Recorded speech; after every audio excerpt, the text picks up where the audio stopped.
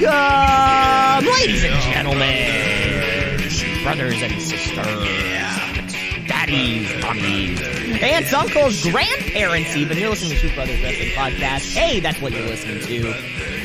My name is Cameron Osborne. I am one of your hosts, just one of, not like we have many, but there's a second host. He's sitting right over there. His name is Mike the Shoot Shepherd.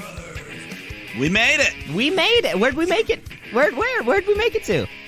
We made it to Saudi and back. And back again, baby. That's right.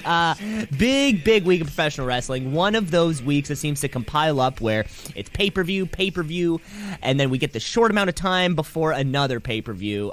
Because even, if you listened last week in the show, we refrained from talking about Saudi Arabia because we were in the midst of being in Saudi Arabia. And as soon as even we stopped record, I turned on my television to Crown Jewel. So let's just get into that that whole event then, shall we? Let's tarry no further. Because this year, we skipped a year, but we're back in Saudi. WWE brings us Crown Jewel 2021. Review. And like all of these Saudi shows in the past, we get it's a massive set, massive screens, pyro for everybody, and at all times, it's truly Mania level, if not more than WrestleMania level production every time. I mean, we had camels just standing guard right beside the ramp. Standing by, waiting for... Real camel. Real camel. Fireballs shooting off 10 feet from their head. Those things are huge, too. Like, the camel wrangler is, like, holding the rope up above his head. Because you never knew how big these things were. There was a pre-show that I did not catch, but, Mike, did you check it out? Yeah, nothing too important here. Usos, hurt business. Heel versus heel, but the crowd loves the Usos, so they cheered for them, and they got the win, so nothing. And you'll see it a couple times throughout this show, and we'll kind of notice it throughout in the couple matches, but this crowd, it was super unpredictable on who's supposed to be the babyface, who's supposed to be the heel, and we get that a little further on. The show kicks off. Yeah, like we said, fucking there's drones. There's fucking... they did that thing... The drones did that thing like when Lady Gaga did the Super Bowl, where it's like the drones just sort of hover in the air and they light up to create the image, or like a text bubble or something, which is real cool. Yeah, they're pumping in billions into this whole thing. But the match kicks... The card kicks off with Seth Rollins taking on Edge in the Hell in a Cell. That's right. Somebody said that it was like the... 50th ever. Yeah. In Hell in a Cell history. And so Corey Graves did not let us forget that. Yeah. I mean, and we have there's a tumultuous history, I think, of Seth Rollins and Hell in a Cell matches, and certainly Hell in a Cell matches taking place in Saudi Arabia. So I think let's get the Rated R Superstar in there to try to right that wrong. Yeah. And they did a great job. This was just a hot match right off the bat. I mean, we said earlier the crowd, they were probably the best crowd we've had in Saudi so far. They all seemed like mostly genuine fans, none of those rich princes. Well, and now they've sort of worked out the kinks. We can recall from that Greatest Royal Rumble, the first couple shows where the first, the rows of people sitting on the floor level were just completely disinterested. Yeah, it didn't seem like they were cheering for anybody. They were just kind of walking. They were like leaving their seat in the fucking. You have some great performances. They're just kind of like walking around and stuff. So we've really hit a great crowd on this one. Yeah, this was great. The match delivered, just hard hitting, of course, lots of weapons, chair shots. Edge, he always loves to break that little piece off. But then Seth gets a hold of it, starts gouging at his eye, because we know how What's Seth with Seth in the eyes? Jesus Christ. Was this a part of this? Fetish. Yeah, in the last year, this part of his character kind of exploded. He's just, I love eyes. I don't know. And then he steals a page out of Christian Cage's book when he hits the Unprettier there. I mean, I know it's connected to Edge as well, but hey. It was a cool one. Cool one. Wait, is that what's now called the kill switch? Yes. Yes. I don't know why I called it the Unprettier. No, that's fine. I think I think they called it something. I think they may have called it the kill switch. Maybe they did. I think they did, yeah. But it's always a cool looking move. Always. Just like when we had a table set up on the floor. Seth climbs up to the top rope, but then Edge just shoves him hard. He goes flying off the wall, down through the table. Big bump there. And then we get the steel steps in the ring, and Edge hits his Edge-O-Matic on top of them. But then it looks like he lands awkwardly. His tailbone hits the corner of the steps. I don't know. Dangerous stuff there, but crowd's loving everything, chanting, "This is awesome." Seth, at one point, he hits the pedigree, but Edge kicks out of that. So Edge fights back. He hits a buckle bomb, hits a spear, but then Rollins kicks out of that. So we got to up the ante. We get a ladder in the ring, along with a second table. So both men, they climb up the ladder. Seth hits a massive sunset bomb off the ladder through the table. Edge's back is bleeding from this, but he's still able to kick out. So Seth's got one last trick in his bag, which contained a chain. So he grabs his chain, he wraps it up all around his foot, and then he super kicks Edge right in the face, goes for the curb stomp, but midair, Edge is able to lift up this chair. So Rollins lands nut first on that thing. And then after that, Edge grabs a wrench. He locks the crossface with the wrench in Rollins' mouth. Seth is starting to fade, ready to tap out, but then Edge just releases the hold. And instead, he puts a chair under Seth's head and then hits him with a bit of a sloppy curb stomp, but that's enough to get the 3 count. Edge wins. Edge wins in, not only a hot match, but, as the show goes on, probably one of the better matches on the card. As it comes through, God, why is it? So this match, this went for almost 30 minutes. To open up the show with a 30-minute kind of spectacle like this, what is it with Edge and why all of his matches are fucking long? Ever since he came back at that Royal Rumble, whenever the hell that was, and of course, he had the greatest wrestling match ever, which was like 42 minutes long or something like that. Edge keeps getting these very long matches, which is funny when you look the way rest of the way down the card. People half of his age are working half the time. And he's still somehow putting out these incredible performances. Edge gets a big win on his last, I guess, because tomorrow's season premiere, so this was his last kind of SmackDown thing, I guess. Yeah, could be his last Hell in a Cell match ever. Could be, who knows? But I mean, he's getting up there, so maybe that's why he's throwing out all these long matches. He wants to get everything he can out there. Well, yeah, it's all he has left. He's like, I'm putting it all out on the line. Run. I'm driving this rental car into the lot with an empty tank of gas. Because... up next, Mustafa Ali takes on Mansoor, the hometown hero. So of course, gets a nice big crowd reaction there, and they got a good amount of time here, way more than they would if this match was on Raw. So. Yeah, just some smooth wrestling, high-flying moves. Mansoor hits a perfect moonsault for a near fall. After this, Ali goes for a 450 splash, but Mansoor avoids it, hits a springboard neckbreaker to get the big win. Pleases the crowd. But Mustafa Ali is a sore loser, so he just decides to beat up Mansoor until this mysterious man comes out. We can't see his face. It's covered up, but he's got this karate gi, and he makes his way very slowly to the ring. The commentary started joking, like, "Oh, he's really taking his time." Undertaker level of ring entrance time. Yeah. So we're all kind of confused. Who is this guy? He gets in the ring, reveals his face, and it's Tariq Handi. I don't know him, but the crowd blew up because he's a silver medalist from Saudi Arabia. He won it at the Tokyo Olympics. So crowd knew this guy. He was a big deal to them. Ali lunges at him, and then Tariq just hits this lightning fast high kick, knocking Ali out in a single blow. And the Karate Man celebrates with Mansoor. Everyone cheers. I like the little moment where the local hero comes out. I always think that's cool. I think a few weeks ago on Rampage in Milwaukee, they had Giannis Antetokounmpo come out, And it was it wasn't even on TV. It was just like Tony Khan just like, hey, here's like one of the best basketball players on the planet. And then everyone's like, holy shit, it's one of the best basketball players on the planet. And he gets to come in the ring, and he gets, he stands in the corner. Everyone's like stoked. Like I remember that moment for us when Edge came out. Yeah. It was that like, didn't think you'd be here, baby, didn't they? And it's and like we've said before, Canadians always notice Canadians. So I can only imagine that Saudi Arabians are going to notice other Saudi Arabians. And yeah, I like those nice little moments for the live crowd.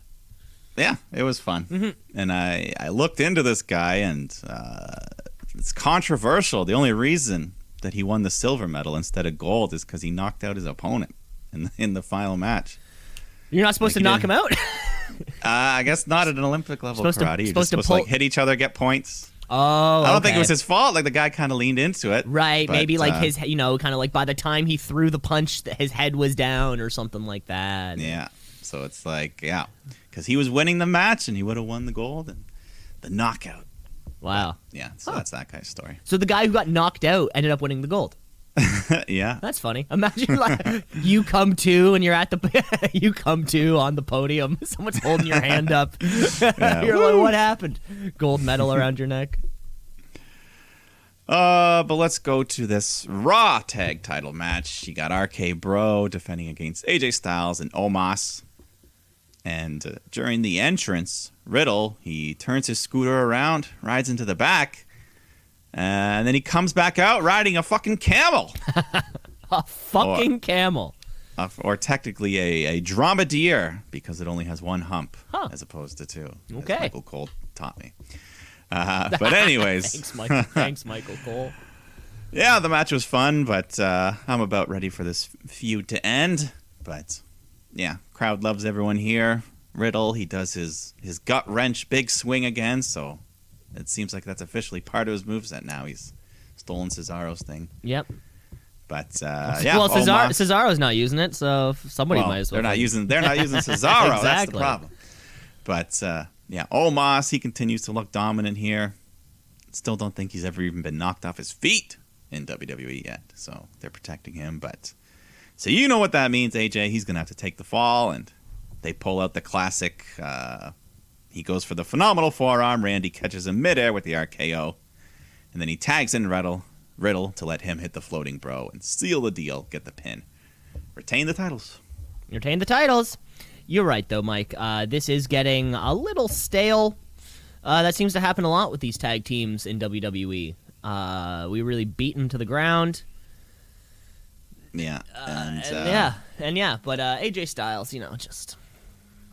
I think he's ready for a little babyface turn. Mm-hmm. Have Omos betray him, and he's like, you take all the losses, so I don't need you. I'm big. Look at me.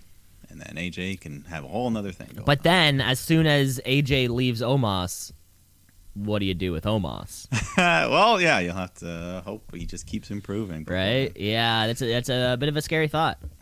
Yeah, he wouldn't be doing 25-minute Hell in a Cell with Seth Rollins. No, I don't think so. I mean, I hope not. That'd be dangerous. But, all right. After this, we have the Queen's Crown Final. The first ever. Zelina Vega taking on Doudrop. And this was the first moment where the crowd was a bit quiet. I honestly think some of them probably don't even know who these two are, just because I don't know how much they get the television over there, but it does make you wonder, if there's some kind of like CRTC that edits out the women, because surely they wouldn't be allowed to show the women on television because of what they're wearing, right? We can recall from that first from the first Saudi Arabian event where there was accidentally placed an ad with Carmella. Yeah, I believe, and you could hear like the audible reaction in the crowd when they were like, "Woo!" Exactly. So it's hard to say. But either way, like you said, the culmination of the Queen's Crown tournament. Yeah, at the very least, they got to go beyond 5 minutes. I think we touched the 6-minute mark here. So, I mean, it was okay. Didn't steal the show or anything, but... and like last time, you have the women, they're in like full body outfits with these huge baggy T-shirts over top. But, yeah, big size mismatch here. Vega, very agile, though. So she hits a nice code breaker, dewdrop hitting her big power moves. But then Zelina pulls out the perfect code red, and that gets her the 3. She has won. Long live Queen Zelina, your first ever winner of the Queen's Crown. Super deserving too, without a mid-card women's scene. This is probably the highest honor that you could get.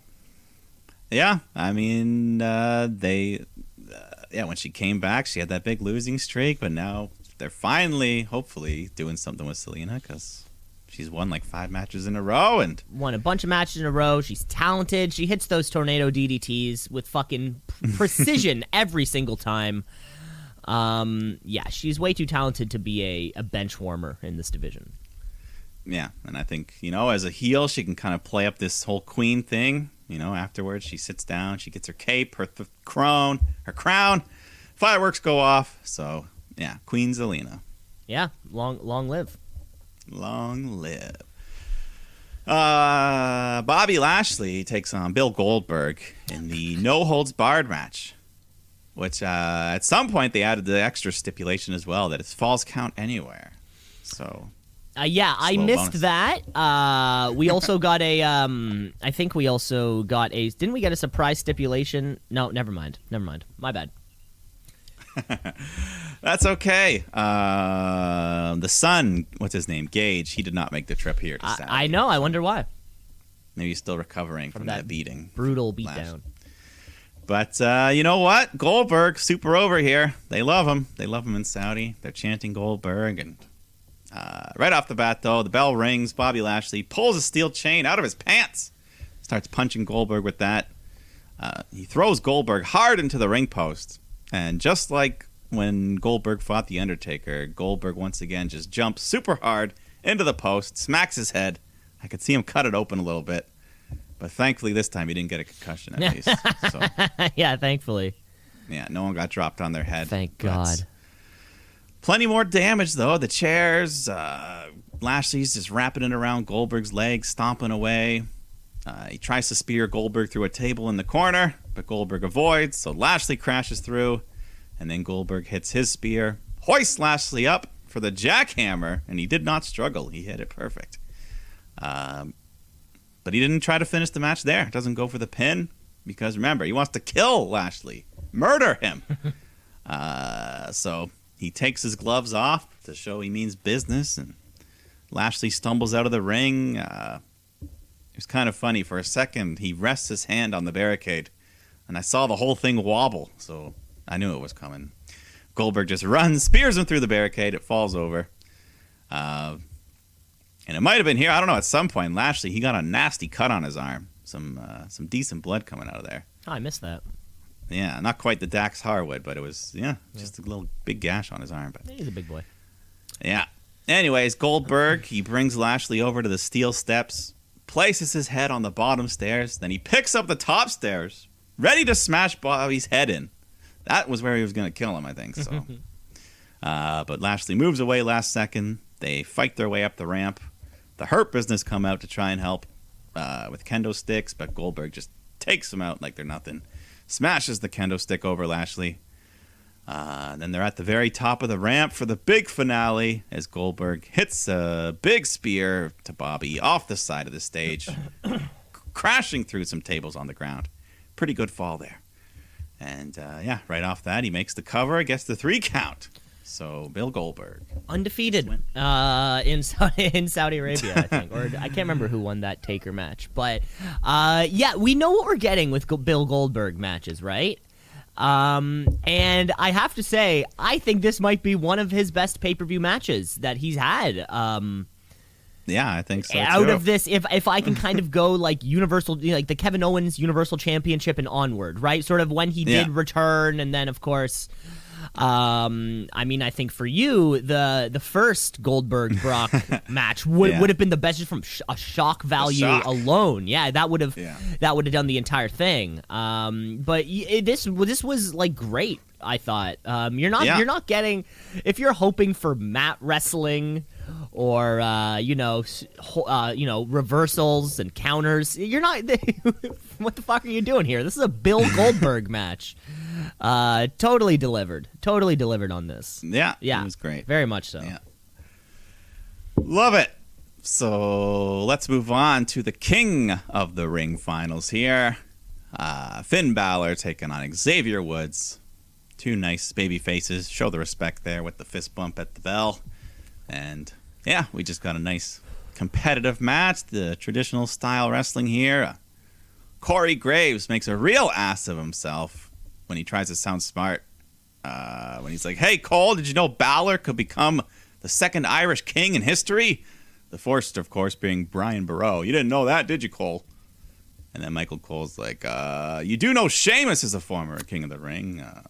So there goes that, Corey. Yeah, when he said that, I was picturing the end being like Sheamus being the first. And he's like, Brian Barrow. I'm like, who the fuck's Brian Yeah, like, Barrow? who the fuck? Yeah. So, I had to look it up. yeah. Corey tried to sound smart. Looks like an ass. But, yeah, the match itself. Nice, evenly fought stuff here. Finn goes for the coup de grace, but Xavier was able to avoid that. Hits a big gut buster onto Finn. Climbs up the turnbuckle to hit his tightrope elbow drop, which they're now calling the limit break. So he hits that, gets the 3.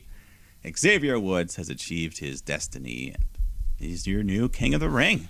Congratulations. Yeah, they did the right thing. They didn't try to swerve anyone.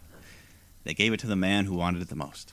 And I knew this was going to happen. I mean, of course, we could have gone either way on this. We really could have.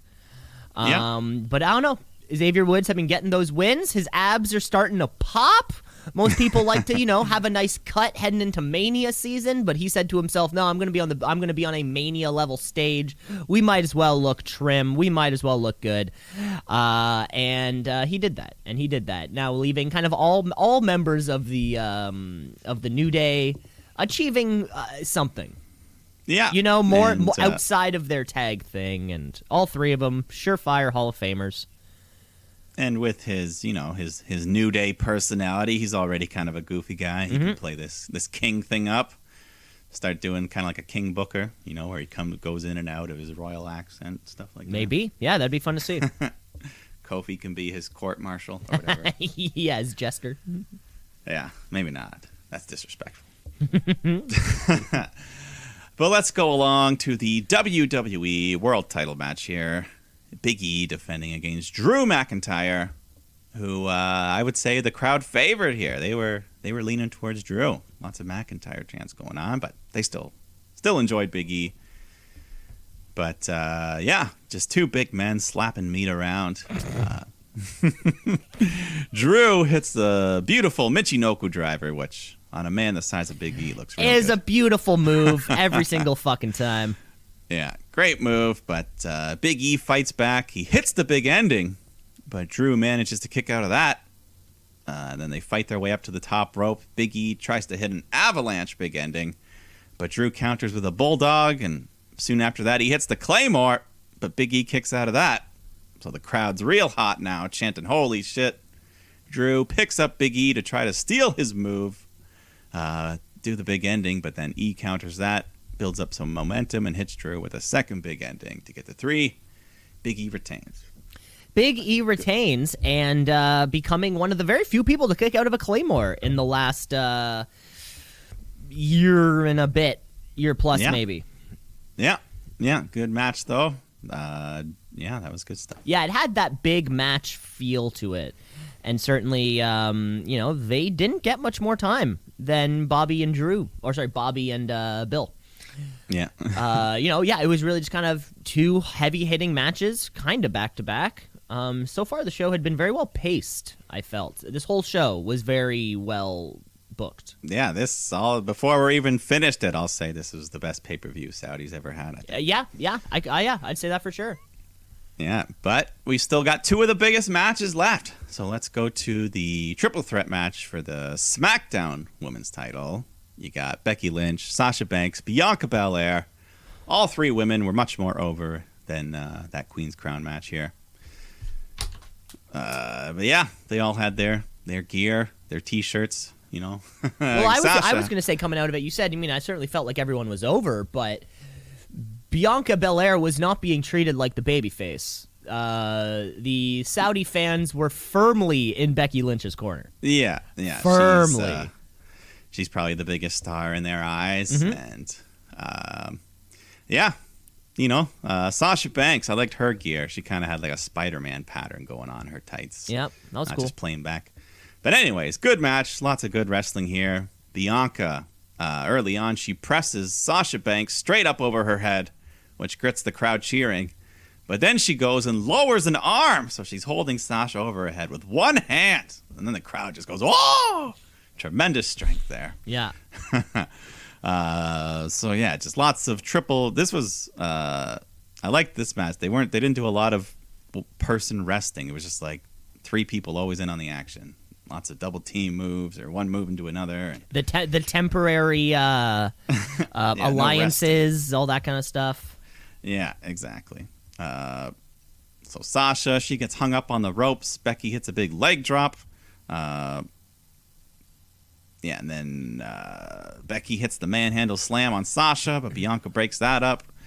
And then a bit after, she hits Becky with the KOD, but then Sasha tosses Bianca out to go to steal the pin. But when she goes for the cover, Becky catches her with an inside cradle and holds onto the ropes for extra leverage to get the 3 count. Becky retains. Yeah, retaining in a right way too. You got a little leverage on that rope. It's going to be a little not clean. At least Bianca keeps losing not cleanly. Yeah, she wasn't the one. At least, right? But yeah, so like we said, tomorrow's the season premiere, or after this event. So are all 3 of these women moving to the same brand? No, Sasha's SmackDown. Staying on SmackDown while the other 2 are moving over to Raw. So yeah, whatever this is, it's not over. Nope, but I really liked the match. Yeah, very much so. It was great, and it was ended up being one of the longer matches on the card outside of that the Hell in a Cell match. Yeah. Yeah. Well, let's get to our main event then, shall we? Because we have Roman Reigns, our Universal Champion. God, he's got to be 400 plus days now. Taking on the only other man to claim to have a reign of the same length. Mm-hmm. Of course, we're talking Brock Lesnar, little ponytail and all. I tried the other day to tie my hair up in the top pony. It did not look good. But sometimes you gotta try it just to see. Of course, both these men take their time getting to the ring. Yeah. Yeah. And Paul Heyman there to support our tribal chief. Of course, eventually leading to the custody of Paul Heyman match, where there's a ladder. There's a ladder with very similar to Eddie and Ray. Yeah. So Brock Lesnar's first match in over 19 months. Doesn't feel that long. Yeah, it really does. I guess was Mania against Drew.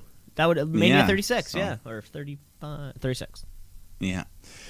Anyways, Lesnar, the crowd favorite here, and he's starting off just the big strikes, bunch of suplexes. But Roman, he hits a big dive over the top rope to the floor and throws Brock back in the ring, hits the spear, but Brock kicks out of that. So Reigns follows up with some more Superman punches, goes for another spear, but Lesnar just leapfrogs right over him. Roman slams headfirst in the ring post. He just unloads on Reigns, bunch more German suplexes, hits an F5, but Reigns kicks out of that. Reigns gets him in the guillotine, but then Lesnar reverses that for another F5, but as he hits it, he slams Roman into the ref, knocks him out, so he can't make the cover. Brock picks up the ref with one hand by the belt. He just deadlifts that classic. He's done it before. Little Nate, she'll do it again. Yeah, just like you little stupid. Drops him. Then he turns around right into a spear from Reigns. Both men down. No referee. Paul Heyman's at ringside. He's got the Universal title in his hands, and he just tosses it right in between both men, not to one or the other, kind of leaving you some mystery. And he says, "You know what to do with it." But who's he talking to? I don't know. But both men grab the belt. They have a tug of war. But then the Usos show up. They super kick Brock. And that allows Reigns to nail him in the head with the championship. makes the cover just as the second referee comes running in to make the count. Roman gets the 3, retains his title, and as he leaves, Paul Heyman just has this big, surprised, worried look on his face. Well, I was speaking of look on the face. I was going to say, judging by the look on Brock Lesnar's face after this matchup, this is not done. No, I think this WrestleMania, this could be the WrestleMania main event. With a full babyface Brock Lesnar, no questions of whose side Paul Heyman's on. You almost never see that, babyface Brock. Wow.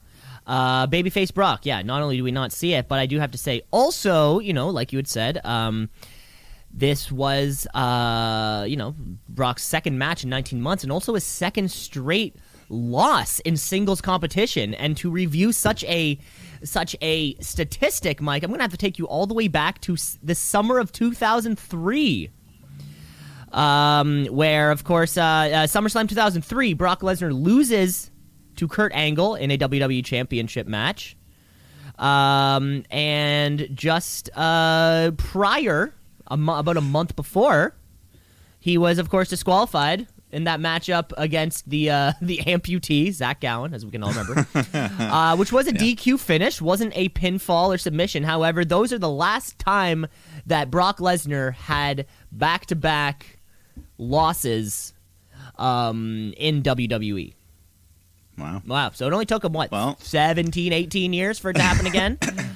Just to show you how well, of course. He's the beast. Of course he's going to be booked well. Yeah, I think he's a strong favorite for this year's Royal Rumble to possibly win it. Of course, yeah. It really seems like we could be going that way. Having him win the Rumble, dramatic fashion, taking on Roman Reigns at WrestleMania. But that even makes me thinking, wow, do we think Roman's actually going to be champion all the way until WrestleMania? At this point, I think point, yeah, at this pace. Because they've gone this far already, and I think if he makes it to Mania, he'll pass that 500-day mark and beat Brock's reign. Yeah, possibly beat Brock's longest kind of one individual reign. That was just a hair over 500 days. You're right. So, I don't know. This could be it. That's where it seems to be leading, but I don't know. I think it could be good because the roles are reversed this time around. Every time they fought before, it was always babyface Roman, which no one liked. So. And Brock Lesnar himself has only lost to 3 people in the last 15 years here in WWE. Of course, he's lost to Seth twice. Mm-hmm. He lost to Roman now twice, and that Survivor Series loss against Goldberg that you bore witness to. So yeah, losses. The L column doesn't come up much for Brock Lesnar, but it seems to be consistent amongst who is beating him. Yeah, I think he lost to Cena in 2011 or something. Fucking Cena. 10 years ago now. Wow. Well, that was it. That was our pay-per-view. And yeah, all in all, a pretty good. Yeah, Mike, like you said, probably the best show coming out of Saudi Arabia yet.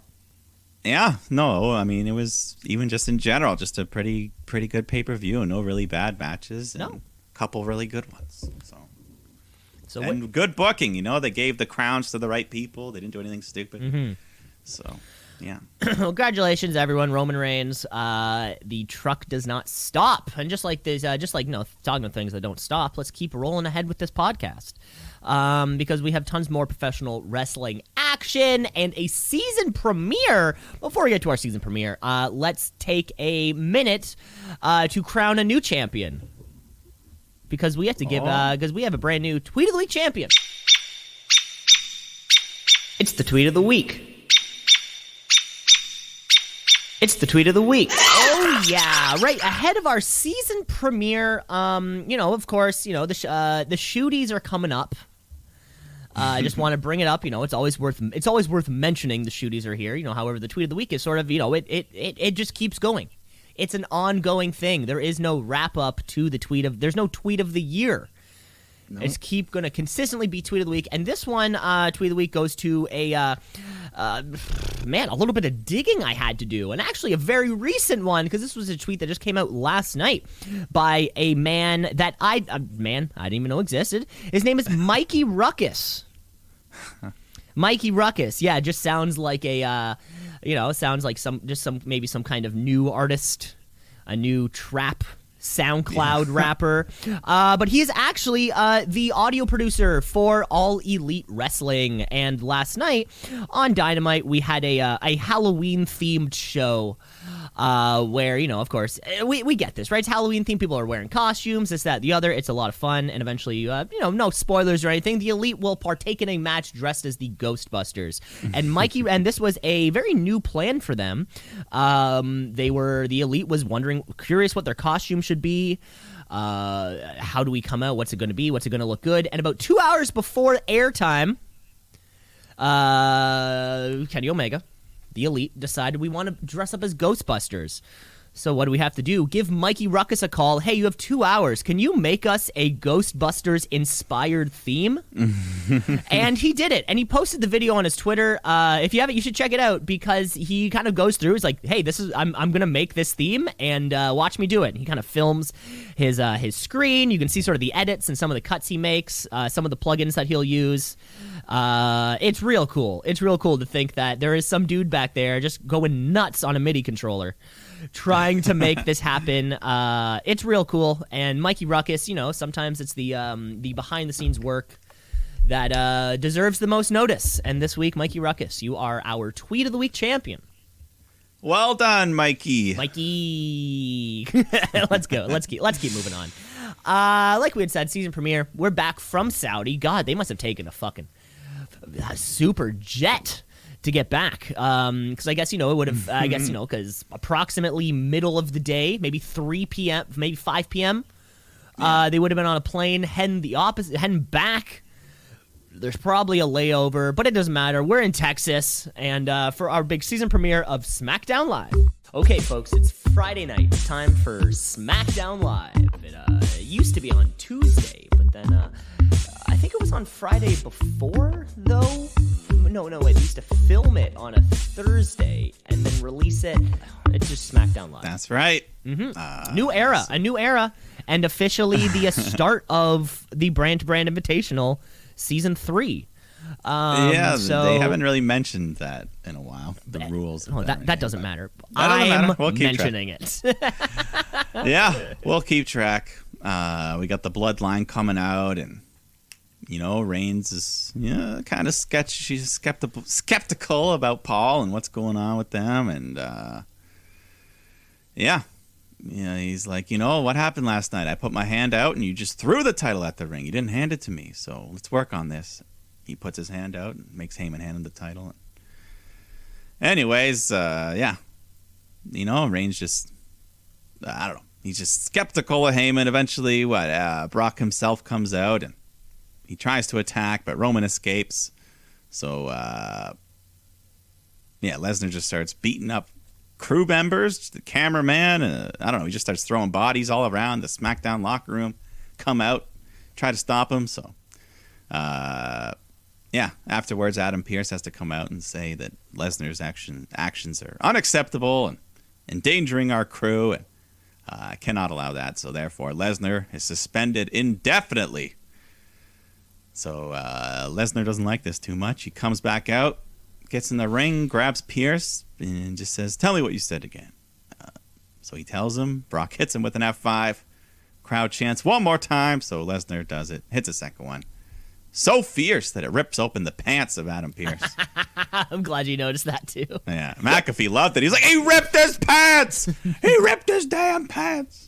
That was great. Yeah, fantastic. What a great opening to the show. Lesnar being chaotic, Roman Reigns, his growth as a promo giver.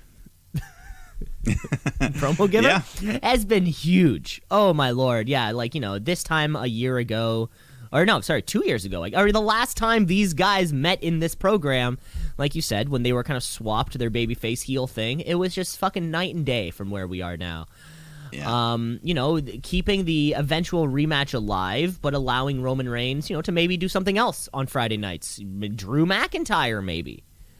Well, I mean, he just got suspended, and I'm guessing that'll last right until around January when Royal Rumble comes around. Yeah, it will be lifted at the perfect time.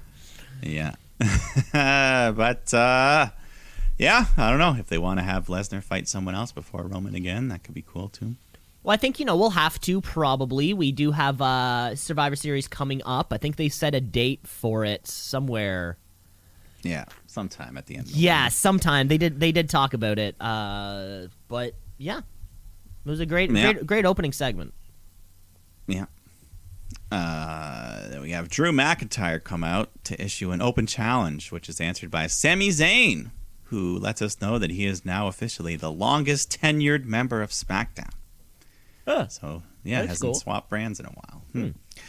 Anyways, Sammy versus Drew. Sammy just keeps rolling out of the ring, trying to avoid him. He sets up for a haluva kick, but then he mocks Drew's Claymore countdown, does the 3-2-1, but that costs him as he set the timer off for McIntyre. And yeah, just gets hit by the Claymore. Drew gets the win. Yeah, this Drew babyface thing is fun just because I think they're going to hold off for him to win it again. Yeah, especially because and we know not having this live moment, and it must, or his in front of fans moments that he deserves. Yeah, no, they brought it up multiple times. He's like, I never got my moment. And of course, with the rumors of next year's Summer Slam happening in the UK, you're sort of like, how do we keep you relevant until then? Yeah, I saw they announced the pay-per-view schedule, and SummerSlam's not in the UK, but there's a September pay-per-view that is TBA location that people are speculating. So it could get its own September pay-per-view. Yeah, you're kind of killing two birds with one stone, right? You're doing a pay-per-view somewhere that doesn't get pay-per-views, and you're putting over, and hopefully, if it all kind of works out that way, putting over the guy in his home fucking area, homeland. We get the coronation of King Xavier. So once again, we got the throne, we got the crown, we got everything set up, the purple canvas laid out in the ring, and Kofi Kingston doing the introductions for the new king. And he just kind of puts each piece of the royal gear on him. Of course, the crown going last. The crowd chants, "You deserve it." Xavier thanks everyone. He says his reign as king will be fun and fair. There will be opportunities. And then Kofi just kind of reads a scroll of the King's Gospel. So yeah, it was a little lackluster, his crowning moment or whatever. Maybe it just felt weird because there was nobody running in. Like this seemed like the perfect moment for Baron Corbin to come crash the party, and he just didn't. And you're like, oh, maybe I expected something terrible to happen, and it just never did. But they're the fucking New Day, so they rock. We know this. Yeah. We got a brief hype video for Xia Li coming soon. So hopefully. Yeah, the surprising draft pick, or draft picks coming from whenever that was, a couple months ago, last month. Yeah, so hopefully we'll see her pop up soon. We got a quick rematch, Mansoor, Mustafa Ali. Just kind of picking up where they left off, but Mansoor gets the win once again. Yeah, just another one of those kind of... this was like an abrupt version of the match they had done the day prior. A greatest hits version, if you will. This was their 20th Century Classics, those CD compilations. Yeah. This was their version of that. And, kudos to WWE for trying to make a star out of Mansoor. You don't see that too often, right? Them, trying, okay, let's give this relatively, lesser popular dude wins and see what happens. Yeah, see where he goes next. Exactly. Yeah. Hit Row makes their debut. They all come out, just kind of cutting promos, introducing themselves. It's like, I'm top dollar and I make that dollar and all that stuff. But, classic. One thing gave me some Survivor Series flashbacks. Some Survivor Series PTSD. Hit Row came out wearing their normal kind of ring garb, but blue. Oh, I didn't really pay attention. Oh, I immediately took me out of the action. Which one? I guess. Fuck, I still don't quite know their names. I guess it's Top Dollar. He's the bigger one, right? Yeah. Yeah, he came out in what looked like it was ripped out of the Survivor Series closet. It gave me a little bit of flashback, but yeah. Anything else you have to say? I guess there was a little match here, between two locals. Yeah, to Dustin Lawyer, Daniel Williams. You'll never see them again. So, of course, just an easy win for Swerve and Ashanti. Yeah. That was it. Yeah, that was it. I got to say, just one thing before we move on from the match, though. When people come up from NXT, we're scared and we're frightened, and we're normally rightfully so scared and frightened. All the main roster creative had to do was just let Hit Row act the way it did in NXT, and the debut would be a success. And we said this with fucking Ricochet, we said this with Aleister Black, we say this with everybody, right? Just let them do what they did there, and it'll be fine. And this seems like it was that same kind of thing. It was or the opposite rather. They let them be. They felt still like NXT Hit Row. Yeah. Hopefully they'll just kind of let them continue to be themselves, get over and curious. And just the way Top Dollar was here, I'd be curious. How they're going to try to is Isaiah Swerve Scott? Is he going to be the leader with the other two guys doing the tag, or is this big guy Top Dollar? Is he going to be the single star while Swerve Scott and the Ashanti the Adonis end up taking the tag? I don't know. Yeah, hard to say. I mean, Vince loves his big men, so loves beef. Hates chicken. Nakamura took on Happy Corbin in a champion contenders match, and nothing. Madcap Moss fucking around, interfering, and Corbin gets the win. So I guess he'll get a title shot. What title? Intercontinental. Great. Is Shinsuke Nakamura still the champion over there? Is that what's happening? Yeah. That's why this whole thing happened. Yeah. Right. The Riddick Moss has the wrong kind of heat. He has the go away heat, rather than like heel boo heat. Yeah. Not quite on the level of American Top Team go away heat, whatever that Dan Lambert, but we're getting there. Yeah, no, at least Dan Lambert, at least he has heat. Madcap Moss has no heat. No heat. No, just cold. Cold. But this final segment here, we've got a conundrum because Becky's a Raw star and Charlotte's now a SmackDown star, but they've got each other's titles. So let's do the old swap. Now, I do want to say this. I am not counting this as a brand-to-brand invitational. No. Just because, they had to exchange it. This was kind of like an agreed-upon kind of thing, Yeah. Okay. Yeah. Just making sure. Okay. But, so we come out first. Becky,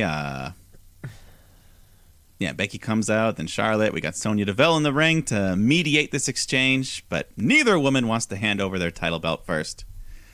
So Becky walks over to grab Charlotte's title, and Charlotte then instead, she pulls it to the side and throws it to the ground. And now this is apparently when things just went completely off script. And as you'll see, there's a lot of fallout from this. So Charlotte drops the title belt on the ground, which apparently she wasn't supposed to do. And you can see Becky's face just kind of like, oh, wow, fuck you. And Sonya Deville instantly is just like, Charlotte, pick that up right now. So Charlotte picks it up, gives it to Sonya, and then Becky Lynch just chucks her belt at Charlotte.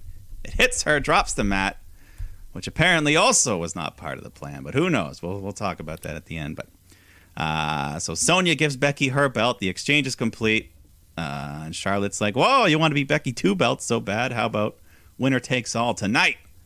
But then Sasha Banks comes out and says, no, the boss runs the blue brand, and you think you're going to take over, bitch? You out of your mind.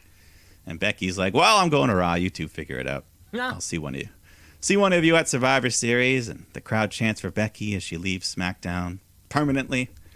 Then Sasha and Charlotte exchange insults. They come to blows. Sasha hits a big meteor off the apron, and Banks stands tall to end the show. What the fuck was this? So then this... What the fuck was this? What? I'm sure you heard the online hubbub about everything, and certainly, it could not be more a literal 180, the complete antithesis of the Roman Reigns, Brock Lesnar shit that opened the show. This could not be any more opposite whatever the fuck we just saw. For also shoot of the year contention right here. Is that not a shooty category? I think so. Or it's something like work of the year. Sorry, work of the year. Well, I mean, that's where we got to wonder, because after this episode of SmackDown, the dirt sheets were just blowing up with reports about what the hell happened here. And apparently afterwards, when they went through the curtain, Becky and Charlotte were just yelling at each other. Things got real heated backstage, and Charlotte was asked to leave the building. Some reports even saying security escorted her out. But once again, these are dirt sheets. But during all this, Andrade tweets out, F you, WWE, just pouring some flame on the fire. Yep. So, yeah, I mean, just all these reports afterwards saying that, yeah, Charlotte went off script. Becky got super pissed. They were yelling at each other backstage. And just a lot of fallout. A lot of, it seems like most of the heat is on Charlotte for this. But at the end of the day, I mean, the shoot meter's always around. Oh, my God. The shoot meter was flying on this one.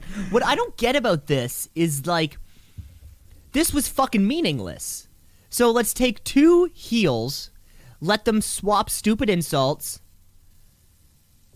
and then what? And then what? Like, what's the and then throw a third established heel into the mix for some reason? And I don't know why they're heels. They have to hate each other. I recall last time we did this, and it was the Street Profits and the New Day were both respective champions, and it was just a 2-minute backstage. Oh, here you go, guys. Oh, okay, thanks. Here you go, guys. Yeah, rock on. It was like, great. This didn't even have to be on fucking camera. You don't have to exchange these belts. It's so bizarre, considering that these are two of the best women to ever step in the squared circle. Ever. Well, you know, this counts as an extra reign for Charlotte, so they want to make a big deal out of it. Hey, oh, really? I mean, it's officially this is a new reign. Hell yeah, we're moving up. What are we trying to get to? 20 before she retires or something? I mean, 16, 17 is the well, official, my favorite of the kind of aftermath of this was all the photos of when what's her name? Went from WWE to WCW. Medusa? Oh, yeah. And it's like the commentary desk of, like, Schiavone and whoever was, like, the commentary team there. And then, you know, of course, we all know the thing. Medusa throws the WWE Women's Championship into the garbage. And it was the exact same photo, just with Charlotte Flair photoshopped in there instead, just throwing it in the fucking garbage. And I'm like, yeah, this is gonna happen. I mean, it seems like there's some tension going on. Yeah. So who knows? Who knows? Andrade's over there in AEW tweeting out, fuck you, WWE. So I mean, and of course, you know, I want Charlotte to go to AEW just because I want her to own that company instead of owning this company. You know, like, she's been spending too many years just running the show over here. Bring her over there. Let her run the show there for a couple months. Yeah, and I want her to leave WWE so she can stop strangling it. Well, yeah. Well, I guess it's, you know, it's almost like I do wonder, though, when it comes to somebody like Charlotte, how much of that is the network, like, kind of pushing her, you know, or whatever, this Fox or whatever, the USA being like, no, like, Charlotte's on all the time. You know, it's not Vince. It's not, you know, whoever's backstage. It's not fucking, you know, it's just, I mean, like, yeah, we want Charlotte on TV every week. It's like, fuck, well, I guess we got to do it. Yeah, I don't know. Oh, well. But great SmackDown show, our season premiere, and that was a lot of fun. Let's hop across brands then, shall we? Because, yeah, let's do one more show before we take a break. I think that sounds about great. Let's get ourselves over to the other company, the other program. Of course, we are talking about All Elite Wrestling Rampage. Rampage. Rampage. Rampage. Rampage. Rampage. Rampage. Coming hot off of their 2-hour special dick contest with SmackDown over there. This was an unencumbered episode of Rampage with some hot matches on the card. We actually kick off with Orange Cassidy, freshly squeezed, taking on Powerhouse Hobbs. Yeah, and this is a first round match in that world title eliminator tournament. Mm-hmm. So, Cassidy, he's still got his ribs all taped up, so Hobbs is going after those, dominating Cassidy, gets him in the corner. At one point, he's got him in the corner. He won't break out the ref's count. He just picks the ref up, lifts him over to across the ring. But this distraction allows Cassidy to sneak up behind him, lock in the mousetrap, gets a 3 count. 3 count for the win. Yeah, Cassidy's moving on. Cassidy's moving on to the next, to the next round of this match. Only, with culminating eventually at Full Gear. Yeah. So we'll see. Anna Jay, Britt Baker had a little match, non-title, but Anna Jay, she hung in there, looked pretty good. But then Jamie Hayter causes a distraction, so Baker gains the advantage, gets the lockjaw in to get the win. She's still cruising over there. Anna Jay seems to rather, she's focusing on the women's championship instead of the TBS championship. Yeah, TBS title seems more in her league at this time. So I'm sure she's in that tournament as well. But Anna Jay will, she will be a future world champion. Yeah, most likely. But let's go to the main event of this short card here. Pac versus Andrade Part 2. The first match was really good there, and this one was fast-paced, hard-hitting, some high-flying in there. Pac hits a Hurricane Rana off the apron, which slams Andrade into a chair. Big moonsault to the floor. Crowd's loving it. They're chanting "Fight Forever." Andrade hits this crazy slingshot DDT to Pac on the apron. They fight to the top rope. Pac hits an avalanche brainbuster. Just a bunch of big moves here. Andrade tries to hit the hammerlock DDT, but Pac counters it with an inside cradle, gets a 3. But immediately after the match, the lights go out. Malachi Black appears, spits the mist at Pac, but then Arn Anderson comes out like Clint Eastwood in Gran Torino. He starts using his finger gun and just picking off everyone. I think the crowd even started chanting like, "Get the Glock" or something. I don't know. People are loving this. People are getting violent down there, and I think we were in Boston. I think. Yeah, well, Boston's crazy. Boston's a scary place. Cody shows up, gets a big mixed reaction there, grabs a chair, but Black rolls away. But they will fight the very next night on Dynamite. Dynamite! Yeah, Pac Andrade. This is fucking bangers. 2 guys, I don't think they ever even had the chance to take each other on in WWE or NXT. Yeah, I don't believe so. Yeah, and this was great. I feel as though we might be en route for a tag, maybe at Full Gear. We got to have Cody Rhodes on the show somehow. Yeah, Malachi Black and Andrade. I mean, they've had bangers. Them versus Cody and Arn. Oh, I was gonna say versus Cody and Pac. Oh, Arn. Sorry, I didn't realize you were fucking. I'm sorry. No, it's funny. But we need Cody on the card, and having these 4 performers would be very, very, very weird to see 4 dudes, who were on WWE, or at least 3 who were on WWE recently, and then have them in a tag. It'll be a weird look, but hey, never say never. Never say never. That was the first half of the show. Yeah, lengthy first half. We still have a few shows coming up. Mike, should we take a break, though? Yeah, let's take a break. Let's take a break. We're going to come back. Of course, we have Monday Night Raw, Dynamite, and even NXT 2.0's Halloween Havoc. So you're going to want to stick around. Let's shoot. Yeah, let's shoot. Yeah, let's shoot. Brother, yeah, let's shoot. Yeah, let's shoot. Yeah, let's shoot. Brother, yeah. Welcome back to the show, folks. Part 2. Thanks for sticking it out through the break. Yeah, another one of those hot wrestling weeks that we have sometimes with pay-per-views in the background, pay-per-views in the foreground, and a season. Let's just get into the new season premiere. Season premiere is great. You know, you're counting down. You were left off that cliffhanger from the season prior, like when I'm trying to think of a good cliffhanger at the end of a season. Mr. Burns got shot. Mr. Burns, who shot Mr. Burns? And and we need to answer that question right now. God damn it! So let's get ourselves into some Monday Night Raw. Let's get raw.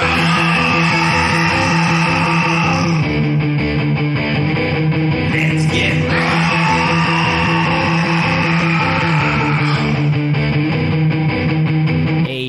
A new era. A new era on Raw.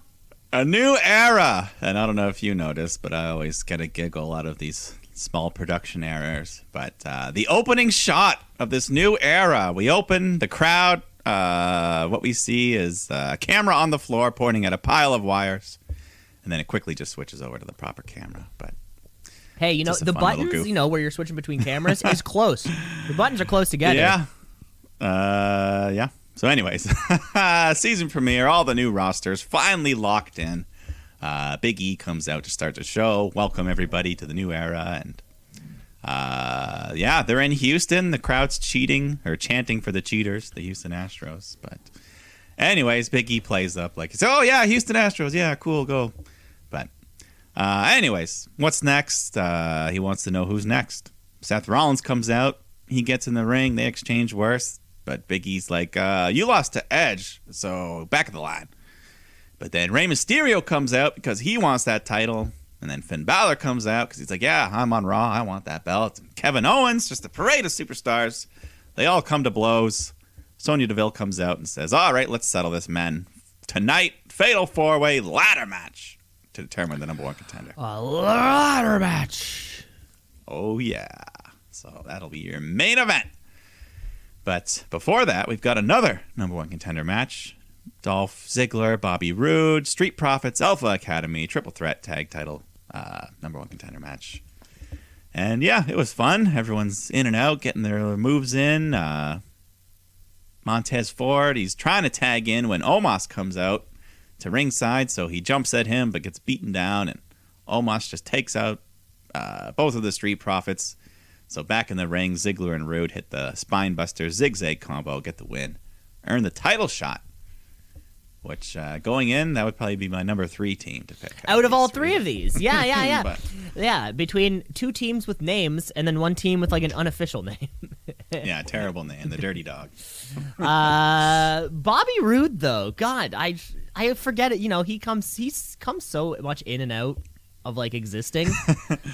Yeah, he's a good wrestler. He's it's funny that he's paired with Ziggler because they're in a very similar role. Just a really good wrestler, but not going to get the big push. I mean, they had the push. He was former NXT champ, but those times or one of those he can have a good match with anybody. Yeah, he feels like one of those types of dudes. Yeah, but you know, I guess they're established. They're solid. They should work well with the Ran Man and Matt Riddle. So yeah. I mean, if you want RK Bro to stay together a bit longer, then yeah, this is the team to lose to them. So maybe, yeah. We get our other royal coronation here for Queen Zelina. So she comes out, cuts a promo, just tears into the ring announcer for not giving her a proper introduction worthy of royalty. So he redoes the announcement, and he specifically says the only official queen in WWE. So with the dirt sheets, is that a dig at Charlotte? Maybe. I don't know. Maybe. But anyway, Zelina Vega puts on her crown, sits on her throne, and just says, I'm the best. And eventually Doudrop comes out because they got a match. And yeah, Doudrop's in control. Zelina takes off the turnbuckle padding, so the ref goes over to fix it. And while he's distracted, she grabs her scepter, nails Dew in the head with it, gets a 3 count. So the win streak continues. And similar to the that Mansoor Mustafa Ali match from the night before, this was like kind of like the greatest hits of that that Queen of the Ring. It's like if you couldn't afford the pay-per-view, we'll sum it up for you. Yeah, exactly. Yeah, you didn't watch. Okay, here's what you missed. Yeah. Then after that, big time Becky Lynch comes out. Big ovation for her. And she talks about being the new face of Monday Night Raw once again, and she successfully defended her title in Saudi. Bianca Belair comes out to interrupt, says, yeah, well, you didn't pin me at Crown Jewel, so I want a shot at that belt. And the crowd agrees. Becky says, ha! You know, you beat the best woman that were in this company, but that's only because I wasn't around to stop you. So since then, you've done nothing. So Belair says, yeah, well, you're nothing without that belt. And anyways, she wants a match tonight. Becky just says, no, back of the line, bitch. Belair attacks her. Kendo stick gets involved. And yeah, eventually Becky says, fine, you want your match? You got it. But not tonight. Not tonight. We'll save that. Just wait. On her terms. But then T-Bar takes on Damian Priest, who I feel we haven't seen in a long time. A United States champion. Damian Priest? Yeah. Yeah. I mean, he's on like every week, isn't he? Didn't he? I don't know. I feel he like just taking on. Yeah, you're right. Jeff I feel Hardy? like around the Saudi build, because Hardy's been with Theory the last while, so it's right. Like it's been a month. I think Priest Hardy. I wonder. Yeah, Damian Priest was nowhere to be seen in Saudi Arabia. I wonder if that's a thing. Maybe he's got a tattoo. A tattoo, Religious. yeah, something like that. Yeah. I don't know. But anyways, he's not rusty at all. He's looking good. And T-Bar actually gets a nice amount of offense. They let him hit a big moonsault off the top. Looking kind of like Dijakovic for a second. Looking like the old days. But Priest fights back. And then T-Bar just freaks out. Grabs one of the announcer's chairs and throws it at Priest, causing the DQ. But that just enrages Priest. He beats the shit out of him. Hits the reckoning. And it looks like a little bit of a character change here, too. There was a new theme song associated with Damian Priest, if you had not noticed. Yeah. Did he do his arrow thing, or did they? He didn't do the arrow. So maybe a bit of an edgier persona. But it's weird because his character seems fine the way that it is, or the way that it was. Yeah. Yeah, I mean, people like him. He's not like super over, but people like him. But and we've said this before. I mean, he's just booked so well. Yeah, one of the few guys. Like he's had like one loss all year, pretty much. The only loss, his most recent singles loss, was against Karrion Kross on his send-off show, leaving NXT. So at the New Year's Evil show. The only other time he's been in the loss column has been a battle royal, and then a 2-on-1 match against Mizmo. So he's been very well protected with. So they see something in him. Yeah, I'm really looking forward to it too, because it's cool to see. Yeah. How about Carmella versus Liv Morgan for the 5th time? Is that cool? Yeah, sure. How about Carmella's stupid mask? Is that cool? Not cool yet. No. At least she's wearing it to start the match now, so we don't have to waste time going and getting it on. But it helps her, because this time she hits a big tornado X Factor, gets the win. So poor Liv Morgan, man. What are they doing to her? Yeah, no fucking idea what's going on with Liv Morgan there. People like her. They wanna see her succeed, but for no reason. I mean, Carmella's already established. Why not give Liv some streak of wins? Yeah, and I don't know. I don't know what the deal with Carmella is, anyways. So. Oh well, we got the Bearcat Lee clawing his way to Monday Night Raw. Rawr! Okay. He's here. I mean, we got to do both. Keith Lee taking on Cedric Alexander. And, a bit of a slightly different style here. I thought Lee looked more aggressive, less flashy, more angry, more of a Bearcat. And he hits the Big Bang Catastrophe to get the win. Big Bang Catastrophe. BBC, if you didn't know. Okay.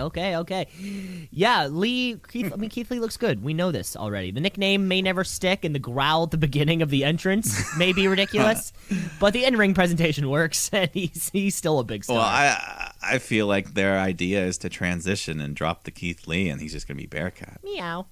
Not what I want, but that's so bizarre. Yeah. Put him in full clothes. Yeah. Dominic Mysterio takes on Austin Theory. Dom doing his lucha things, Theory being a heel, takes over the match, hits the ATL, gets the win. Yeah, this is one of those classic matches that happened. You know, Dom's still learning. And it's nice to see, you know, of course, we're still waiting for Dominic and Ray to have their kind of blow off between each other. Yeah. But, That'll probably be maybe WrestleMania. Save it for that if they want. Yeah, but Monday Night Raw and two guys under the age of 24 getting this time. Yeah, you don't see that too often here on the main roster. Yeah. Austin Theory, you know, he hasn't lost since getting this second call up, so yeah, he's getting the Damian Priest treatment so far. Right, and why was it a second? Why was he brought back down the first time? I totally forget. He was in that group with Rollins and the Authors of Pain, and the Authors of Pain kept disappearing, so they're like, oh, let's just break up the group. Okay, and then Buddy Murphy took his place, I guess. Yeah, I honestly couldn't remember why he was on. You know, yeah. Yeah, he never did much that first go around, but anyways, let's move on to this. Oh, I didn't even realize, but when they said that number one contender match, they're getting the title shot tonight, as Dolph Ziggler and Robert Roode are taking on RK Bro. So doesn't matter. They got some time to rest. And match was fine. Everyone's rooting for RK Bro. They isolate Randy, so Riddle gets the hot tag. Him and Ziggler go at it. And then Riddle just catches him in a spladle pinning combination, they call it. And that gets him the 3 count. Spladle? Yeah, that's what they said. Okay. So. You know what's that guy's? Jimmy Stewart? Is that his name? He's fucking around down there. Yeah. Yeah. Who knows where RK Bro is moving forward? Yeah, I mean, they got merch. I'm sure the kids are liking that snake scooter thing. Or maybe we're waiting. You know, we still have a Survivor Series matchup to come, right? You know, we have possibly the Usos taking on RK Bro as it is right now. That seems like a big matchup. Probably the biggest one you could book between the two. Feels like it, yeah. Without getting the belts quickly off of. I mean, I think Street Profits Usos would pop, but I feel like they've done that already. Yeah. Yeah. So okay. Well, we got this main event, fatal 4-way ladder match to determine the number one contender, Rey Mysterio, Kevin Owens, Finn Balor, Seth Rollins. We got a nice red clipboard hanging above the ring. That's got the contract on it. So yeah, it wasn't a briefcase or anything. No, just a good old fucking clipboard. It's like, you know, it's like AEW keeps doing these things with all their props. It's like, what's the prop going to be this? Is it a money chip? Is it a poker chip? Tony Khan wandered onto the set of the new Honey, I Shrunk the Kids and just took a bunch of things. A wedding ring, a poker chip, everything's bigger. Yeah, well, possibly. So anyways, good main event. Lots of people just getting bashed with ladders. Balor gets power bombed onto one. Owen swanton bombs onto one, and Rey Mysterio does a 619, kicking the ladder into Owens. And then there was a cool spot where like the ladder was leaning against the ropes, and Rey hops on top of the ladder and rides it down to the ground like a pony, landing on Owens. Just a lot of cool ladder stuff, as usual, in a ladder match. But Ray goes for a Hurricane Rana off the apron, but Owens catches him, power bombs him through a table, and then back in the ring, Owens and Seth are both fighting. Rollins flips Owens over the ropes. He breaks through a ladder. So now it's Seth and Balor. They both climb up the top. Seth yanks him down, hits a curb stomp. So Rollins is all alone, climbs to the top, unhooks the contract, and he'll get that title shot against Big E. He gets it, baby. God. Oh, I swear, in a past life, Kevin Owens before turning professional wrestler, he just wanted to be a stuntman. And because he throws his body onto ladders as if he was actually trained to fall onto ladders. And maybe it's because he's a big dude. It looks so different. Or maybe, and he's a super athletic big guy in the first place. Yeah. Always has been. And it's like, God damn it, dude, you'd keep doing this shit. Those were my highlights of the match. I think was just seeing Kevin Owens go through shit. No, he loves it. If you see him in a ladder match, you know he's falling off and through multiple ladders. Yeah, and this this is great for kind of both people involved right here. I think after the match there was a little bit of John back and forth between Seth and Big E, but this is I feel like this is best case scenario for everyone. Seth Rollins gets to leave Edge. Not really losing a step, really. That Hell in a Cell match was fantastic. Everything he did with Edge was fantastic. Seth gets to not lose a step, and Big E gets some new, fresh competition. It's win-win. Yeah, and I don't know when this match is going to take place, but it's been a thing in the many past years in WWE where they have a surprise title switch right before Survivor Series. So yeah, well, I think we got it with Jinder to AJ. Yeah, and then Daniel Bryan and... then there was a couple others. Yeah. But yeah, not saying that. Big E versus Roman or Seth versus Roman. Either way, one of those is going to happen at Survivor Series. Yeah, I think we can hold Big E for a long time. Seth versus Roman, that would almost be too easy. Yeah. Almost be too easy to book. But then they have to book it without ever mentioning the Shield. I'm sure they'll mention that. They just don't mention Ambrose. Former Shield members. Yeah, we, when we were in the Shield, or, they're gonna have to phrase it in a way that so the crowd doesn't just start chanting Moxley, Moxley. Yeah. I feel like they've mentioned Dean Ambrose since he left at one point in a promo or something. Maybe. I don't remember, but not saying. It totally could have happened. Anyways, that was it. Great main event for Monday Night Raw. Very much so. It was a great episode of Monday Night Raw. Let's move on to the very next night then, shall we? Because NXT 2.0 has their very first, their first pay-per-view, their first show that's a little bit more than their weekly production. And so let's get right into NXT 2.0's Halloween Havoc. NXT, what does it mean? I don't know, but it's some good wrestling. So NXT, watch and see. Gotta tap out a count out of 1, 2, 3. So yeah, not quite a takeover, but it's still one special. of those. It's a special event, which NXT ran a lot of those during the pandemic, and maybe this new format of NXT. I wonder the roster as it. We saw an NXT takeover at the ACC. Right, or Scotiabank Arena, right? We saw Adam Cole, Johnny Gargano. The place was virtually filled. Yeah. Could the current NXT product draw a similar crowd, numbers-wise, in if they were to have a larger pay-per-view in a larger stadium? I don't know. Yeah, it really depends. In select locations, I think they still could, but of course, not but, as a weekly. Exactly, and they, for their takeovers, if they are, I don't know if there's even a takeover on the schedule right now, but they might be looking at more of those Rico Coliseum sizes, a little bit less away from the full stadium that the, that the main roster will get. It's hard to say. Yeah. No, we really have had no indication on the future of takeovers, so. In the meantime, let's enjoy this special Halloween Havoc. We've even got special guest, horror movie icon Chucky from the Child Play series. Wanna play? All those Chucky movies. So he's here. I do have to say, though, right before this happened, there's an upcoming television series, Chucky. It was filmed here in the city, and they are our kind of media sponsor for our Halloween event at work. Oh. And they have a little sign, and they just gave a little audio file, a little fucking promo or whatever, but it's 20 seconds. It's way too short. And it's Chucky going, "Hey, hi, I'm Chucky. Wanna play? I'm your friend to the end." It's contagious, isn't it? Laughing at people. Well, guess what?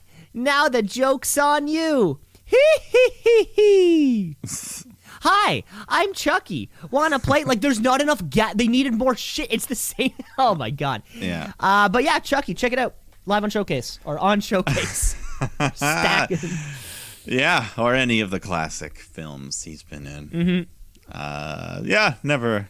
Oh, and this came up at work, and Mike, you are a horror buff, so I think you would have a little more knowledge onto this. Did Chucky create the trope of like evil possessed doll, or did that exist prior to Chucky? It existed prior to. Yeah, there was another previous famous possessed doll. Yeah, like there was an old school Twilight Zone episode. Basically Okay. the whole thing. Yeah. Okay, yeah. We were wondering. As far as I'm concerned, Chucky's the OG possessed doll. Yeah, I mean he's the one that had like a face and name that was like permanent. Yeah, I guess. and a film franchise, and Yeah. okay, cool. That's it. That was all. Well, he's here. We got the sets dressed up as well. You know, we got some tombstones, some giant spiders, the whole And let's kick it off. You know, we just ended Raw with a ladder match, so let's start this one with a big ladder match. But this is the Scareway to Hell ladder match. Remember, they tried to make good wordplay. It didn't quite work, and now we ended up getting a Scareway to Hell. Yeah. So for the NXT Women's Tag Team titles, you got Io Shirai, Zoe Stark defending against Indy Hartwell, Persia Pirotta, JC Jane, and Gigi Dolan. Thankfully, JC's okay after that scary landing on her, I mean, she came back. suicide. I heard nothing about it, and she came back this week. So Yeah, so everything's good. A lot of fun here. Lots of ladder weaponry going on. Zoe climbs up. She's near the belt, but then the ladder gets tipped over, but she's able to land on the top rope and just springboard onto the ground. Great little spot there. Persia, they're kind of booking her. She's the big powerhouse of the match here. And power bombing Gigi onto the ladder. JC tries to climb the ladder, gets German suplexed off. She hit a springboard moonsault. Not Persia, Gigi. Gigi Dolan. Gigi hits the moonsault onto the ladder, and everyone's cheering for Io. She's the crowd favorite. Zoe goes for a Phoenix splash, but she kind of fucks up. She lands on her feet before, and I guess she didn't quite get the rotation going. But Yeah, a little That's one. okay. Okay. Yeah, you can keep going. keep going. Indy scales the ladder. Io knocks her down. So Io's climbing the ladder, and then Indy tips it over, and Io just takes a fucking crazy fall as the ladder tips over, hits the top rope. She just whips around, slams down onto another ladder. I mean, Io, you can always expect her to do something crazy in these type of matches. Mm-hmm. And that crash was very violent looking. Even Indy, she was kind of looking on after, like, oh shit. Like, uh-oh. Concerned. Yeah, Jesus. Yeah, that was a hell of a fall, but Indy, she collects herself, climbs up the ladder, but she's met at the top by Gigi Dolan, who just boots her in the face. She's all alone. Gigi grabs the title, wins the match. New tag team champions. Gigi Dolan, JC Jane, Toxic Attraction. One down, one to go. And new, baby. Always fun to see a title change, especially after we've said before the Io Shirai and Stark thing felt disjointed always, right? Their reign was sort of like, who? Yeah. And that's the way they booked it. It's like, Io doesn't even like you. So the whole thing was... One thing I do have to say, though, this match felt like it was a very spot-heavy ladder match, which then kind of ends up creating messy moments. And I think we saw a couple of them on the Phoenix Splash, a couple awkward landings. Yeah. Which felt so different than that women's War Games match that we had last War Games, whatever the hell that was, where the spots were equally as brutal, but didn't feel like the match was just going from spot to spot to spot to spot. Yeah. I think some of these people like Persia, JC, Gigi, maybe not quite as experienced, a little not as smooth in transitioning from one thing to another. But the action was good though. They put in a lot of work. That Io Shirai fall was just crazy. One of the big spots of the year for me. The way she landed on that ladder. And I gotta say, I think out of these two, or at least out of our brand new champions, I think for me Gigi Dolan is the less green of the two of them. Yeah, she's orange. Yeah, she's not even close. Yeah, and we know her history.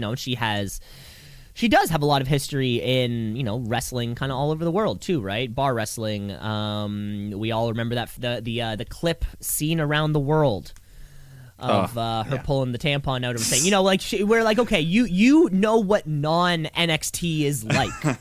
you know what this is. But then JC Jane, definitely feels more like that. Here's NXT. Yeah. No, JC, you could see at the end she was trying hard not to cry. This was maybe the biggest moment of her life. Yeah, certainly. Well, only, a handful of matches even on NXT. Quite frankly, and only this past summer to now. Yeah, I'm so far I'm liking Toxic Attraction, but we'll see. They've got more to do later. We'll see. Carmelo Hayes and Trick throughout the night. They went to this spooky house, but not really much worth mentioning there. Yeah, these are weird too when these shows end up happening with NXT where we have these big matches for titles and it's built up like a big event, but then we still have these like little things coming in the middle because it's still like their weekly production of television. And you're like, oh, almost on a thing like Havoc, I'm almost in the mood for a pay-per-view. I'm like, I don't want to see backstage shit. I don't want to see this. I don't want to I'm in the mood for like a lot of things at stake. Yeah, that's what I would have preferred, but that was that.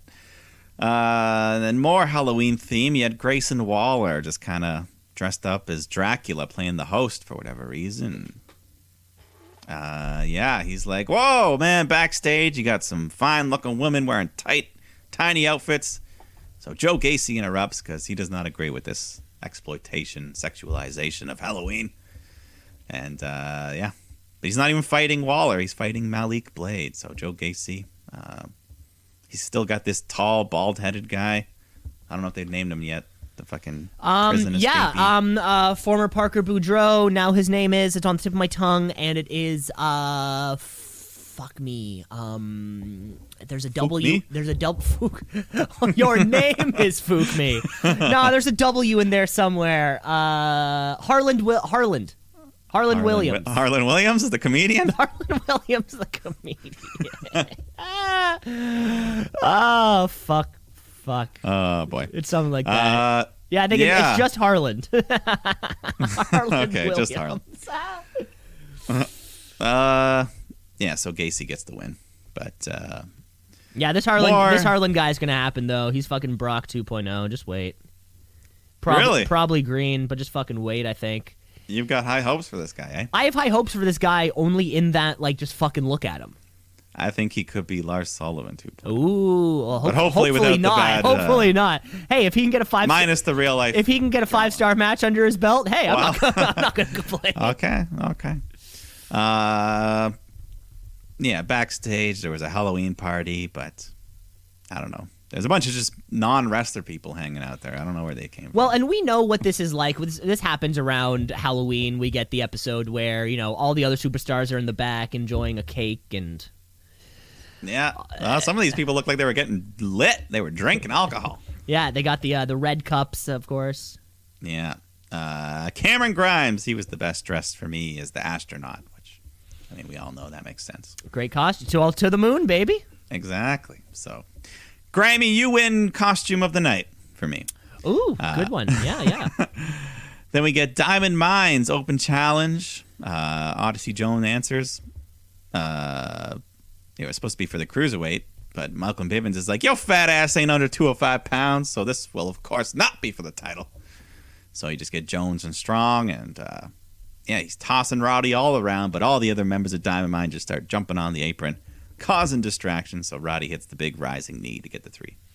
Yeah, they called it. There was like a weird little stip associated with it. It was called pick your poison. Oh, it was the Diamond Mine pick your poison. Did they spin the wheel? I don't know if they spun the wheel, but I know I did. I do remember Bivens saying that at one point. Yeah, so okay. I don't know. Yeah. Oh well, let's move on to Raquel Gonzalez defending the NXT Women's Title against Mandy Rose. Mandy comes out with this devil angel gear, but then Raquel comes driving in on a motorcycle all the way down to the ring, like the Undertaker. I know. Well, I was thinking in such a closed indoor environment, it's got to be an electric vehicle. I wonder. Joe Gacy would have had a fucking Did you hear field the day. engine? Yeah. So we got the NXT Women's Title on the line, but we still got to spin the wheel. to make the deal. So Raquel gets the honors. She spins it, and it lands on Chucky's choice. So our guest Chucky pops up on the screen and says his choice is a trick or street fight.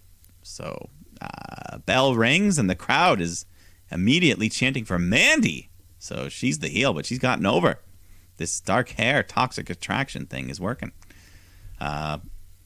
Yeah, like Raquel, pretty much any offense she was getting, she was getting booed. Booed. Yeah. Immediately. Sometimes I wonder, though, I have been wondering, though, lately with the NXT product, given the way, you know, they're doing a new thing, it's a closed environment, they clearly have people they're trying to push or whatever.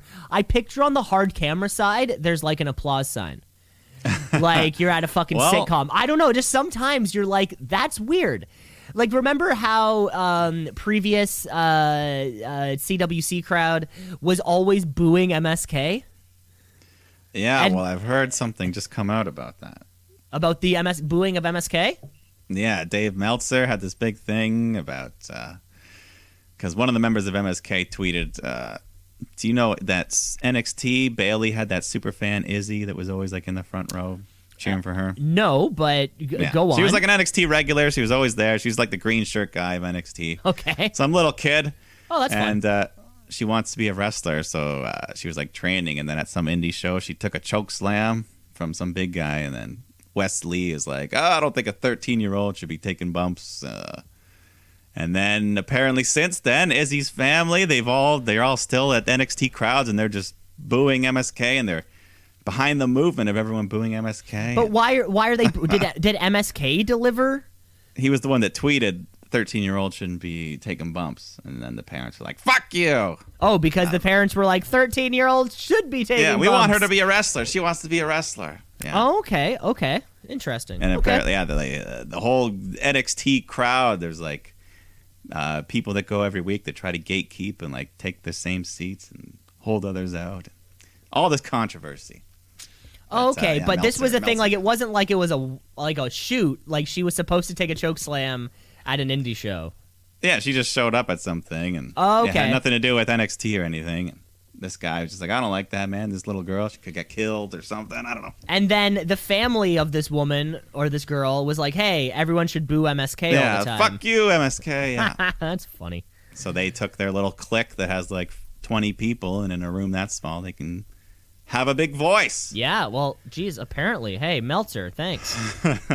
But anyways, big side tangent there. Back to this women's title match here. Raquel just getting booed for everything she does.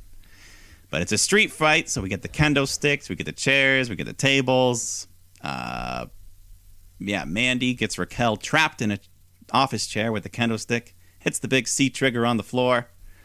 Then Mandy gets back in the ring, but when Raquel recovers, she's all of a sudden gained this hockey mask, Jason style, and a fire extinguisher. So she sprays Mandy in the face. We get a bunch of chairs set up in the corner. Raquel slams Mandy face first into the chairs. So Mandy returns the favor by slamming Raquel head first into the inside of the steel stairs. Never see that side get hurt. I've never seen that side. I didn't know that side existed. Yeah, but the crowd was super hot for this whole match, and yeah, they were putting on a good fight. Raquel spears Mandy through a table in the corner, makes the cover, but Mandy kicks out at 2. Tremendous fight. Raquel looks to hit the finishing blow when this robed figure just appears. This dark robe, can't see their face. It appeared to be the same robed figure from a promo the week prior. From a promo? What? Hey, it was like a vignette. Oh, okay. Well, we don't know who it is, but they slam Raquel in the back with a shovel. And then Mandy hits her C trigger and gets a 3 count. New NXT champion, Mandy Rose. Toxic Attraction are on top of the world. And yeah, I thought it was a really good match. Best of Mandy Rose's career, and super happy for her. Certainly the biggest of Mandy Rose's career. Like, that goes without saying, right? It was solid, but I felt it was like relied too much on weapons. You know, adding potentially adding to the is Mandy Rose good enough to be champion type of thing, right? Yeah. I mean, they certainly helped enhance her match. We don't know I mean, she's getting better all the time, but she's still got her limits. Mm-hmm. But I mean, here she is, new champ. They celebrate. All of Toxic Attraction come out with her, so that means it wasn't them under the mask. This mysterious masked member. They take it off, and they reveal the pink-haired wonder, Dakota Kai. She's back. Is she part of this group, though? Is she toxic? Is she toxic or just looking out for Raquel? Yeah, I feel bad for Raquel, just because she improved so much over the year, leading up to her title reign, and then the title reign felt like it fell so flat. And now we've been doing this new thing of NXT. Are we moving on from Raquel Gonzalez already? Like, we're done? She's like, great. I don't know. You are the past of NXT. Now we're looking at the future of NXT. What happens with Raquel? What happens with Io, for that matter? Yeah, Io, I mean, I definitely thought should have been called up. And, I mean, Raquel now, too. They both just missed the draft by a month. They dropped their title a month later. So, bizarre. Yeah, what's Raquel going to do the next year? Yeah, what's either of these two women going to do? I guess we'll just fucking wait and see. Yeah. Grayson Waller in the ring to continue his hosting duties, but he gets interrupted by LA Knight wearing the exact same Dracula costume, and we find out he was supposed to be the host originally, but I guess his tires got slashed or something. But anyways, all this was there just so this man Solo Sikoa comes out making his debut, but all he does is just beat the two guys or just beat them up. No match. That's all. Yeah, and Johnny Gargano and Loomis had a pre-tape. Yeah, more haunted house stuff. Yeah, more of that. Johnny Gargano, he's out. Yeah, he's out.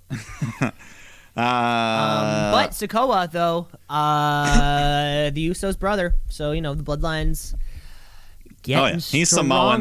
They're gonna push him. He's hard. Rikishi's son. He is. You cannot get any more Uso. Yeah, every Samoan is someone. Someone's Yeah. famous wrestler. All the Samoans are related somehow. Yeah. How is that? It's the only reason Nia Jax still has a career. Yeah, probably.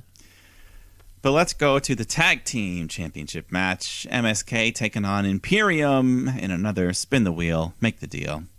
But this time we have a fan gets to spin it. Fan of the night or something. I don't know. Spins the wheel, lands on the Lumberjack-o'-lantern match. So, bunch of guys standing outside the ring. And it was good. I mean, the wrestling was good. MSK can go, but the crowd, like we said, still not there. But all this conspiracy going on. But anyways, Imperium is a good team. They can hold their own. Two completely different styles, but great tag team stuff.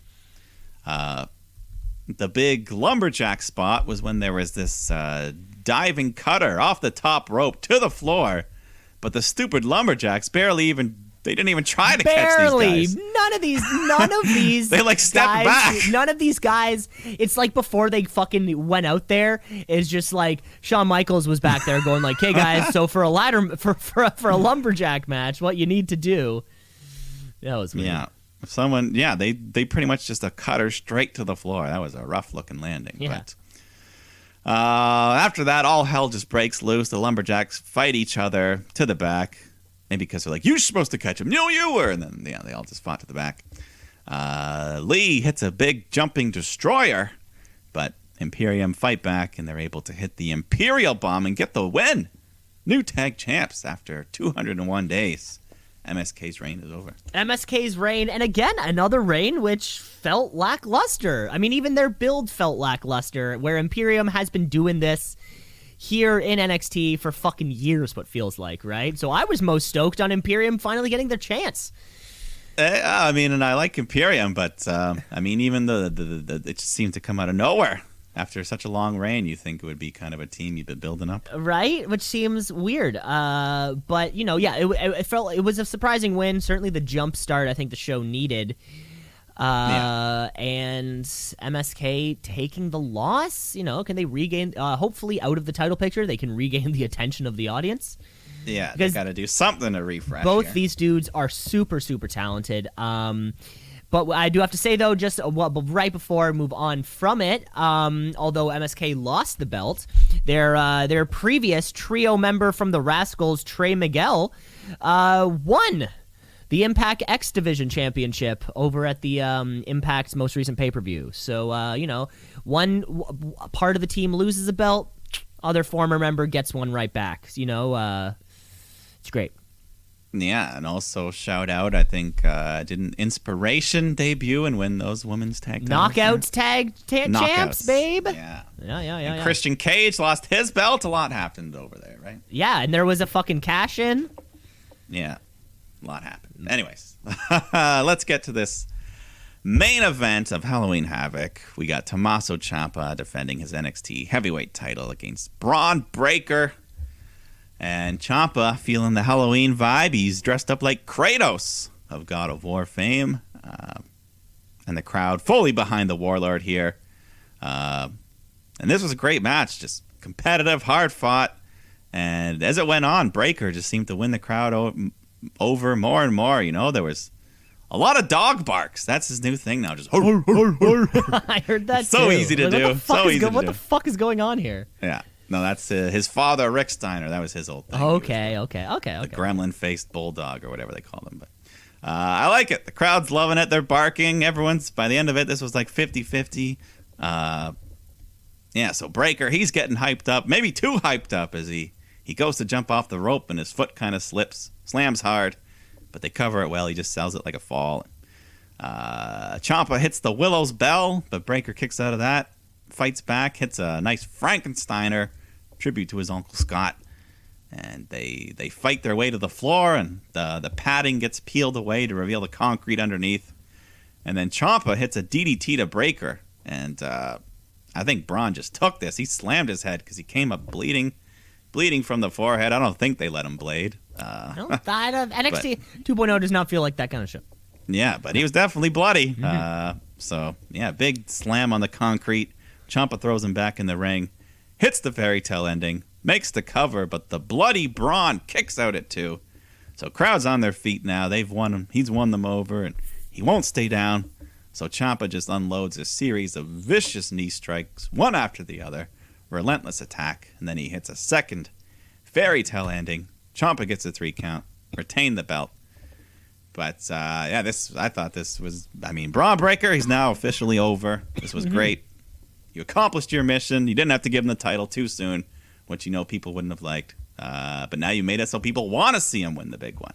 Yeah, this accomplished both those things. And honestly, coming into it, I thought Ciampa was going to lose just because I was so steadfast on this is the new NXT, this is the way it's got to be, this, that, the other. But yeah, why not have Ciampa fucking do it? Yeah, I definitely was on the side of thinking he was going to lose, but this was a nice surprise, and now I want to see Braun Breaker chase after this thing. Yeah. Such a good match. Yeah.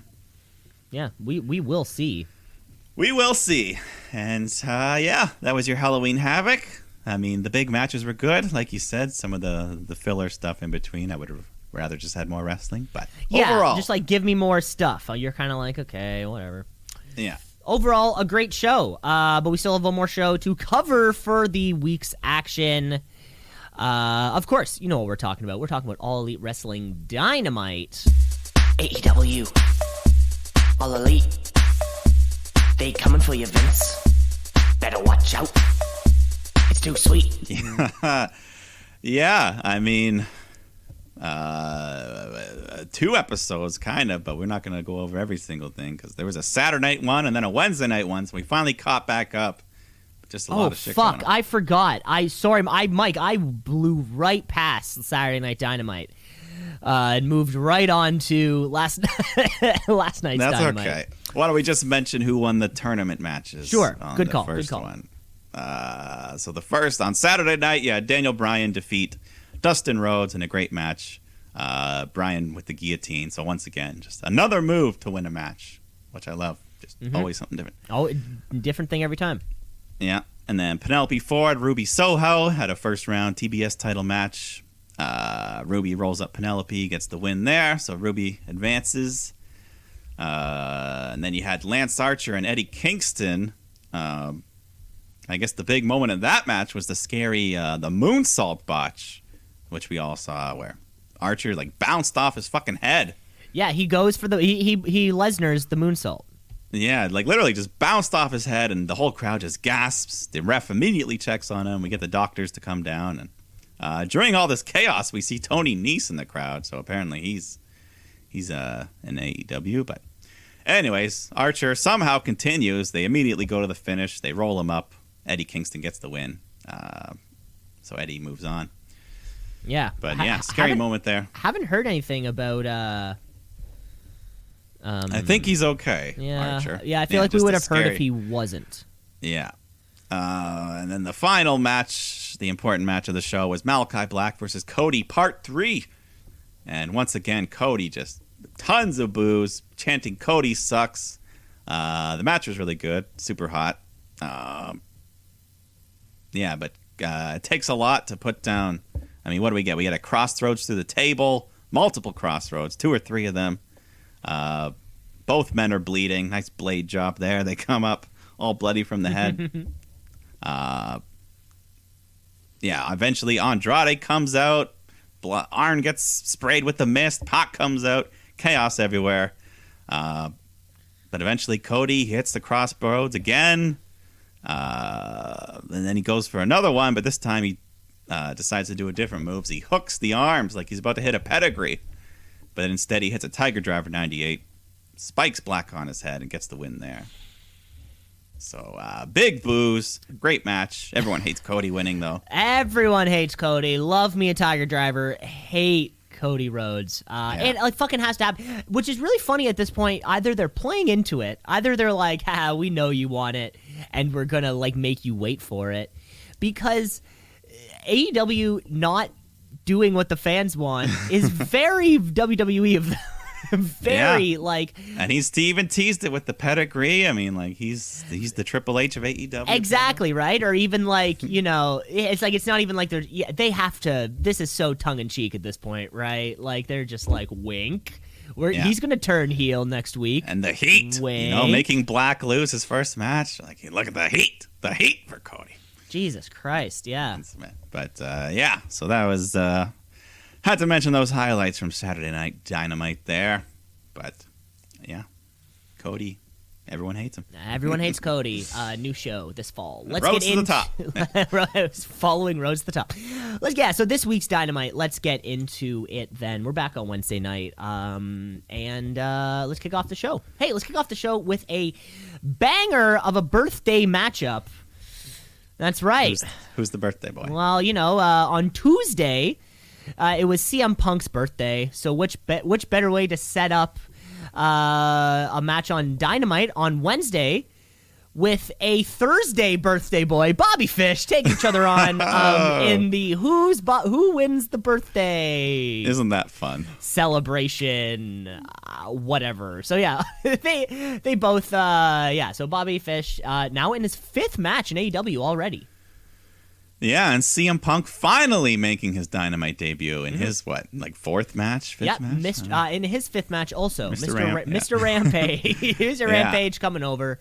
And Mr. I change my outfit every match. Yes, love it. Trunks to pants to trunks.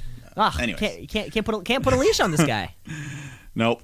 But, yeah, it's just some good wrestling here. You know, lots of chain wrestling, mat-based stuff. Crowd still super hot for Punk. But, you know, Bobby Fish, he's got lots of support too. That piranha mouth guard he's got looks cool. Anyways, eventually he's working over the leg of Punk, but Punk is still able to hit that GTS with one weak leg and gets the win. And Bobby Fish is looking great here as a single star. Very, you know, tenacious, hell-bent, technical. Seems like a very cool guy that a lot of people... Or, I don't know, things seem to really be working out for him here at AEW. Quietly, though. Yeah, quietly. He's one of those guys. I'm sure he can pad his record on Dark and stuff to get a bunch of wins and start competing for maybe the TNT title or something. Exactly, something like this, yeah. I think he already had a TNT championship match with that's right. Sammy Guevara last Sammy's his debut, that's right. Yeah. Bobby's debut. But after this, we had another debut. Little Bryce Donovan. Who you might never see again, but he takes on MJF here, who just quickly, MJF goes for the handshake, pulls him in, hits the cheap shot, then the Heat Seeker gets the easy win. covering his opponent with a single finger, showing the disrespect. The disrespect. 'Cause that's what he's all about. He gets on the mic and starts disrespecting the crowd and their fat women and just tons of insults. Talks about Darby. And once he's done with Darby Allin, he's got his sights set on that AEW World Title. But eventually Sting and Darby show up and we have this big brawl. MJF runs away, leaving Spears and Wardlow on their own, who get attacked with Darby's skateboard full of thumbtacks. I saw the aftermath of Wardlow. He had a The bunch old of thumbtacked skateboard Darby Allin special. Yeah.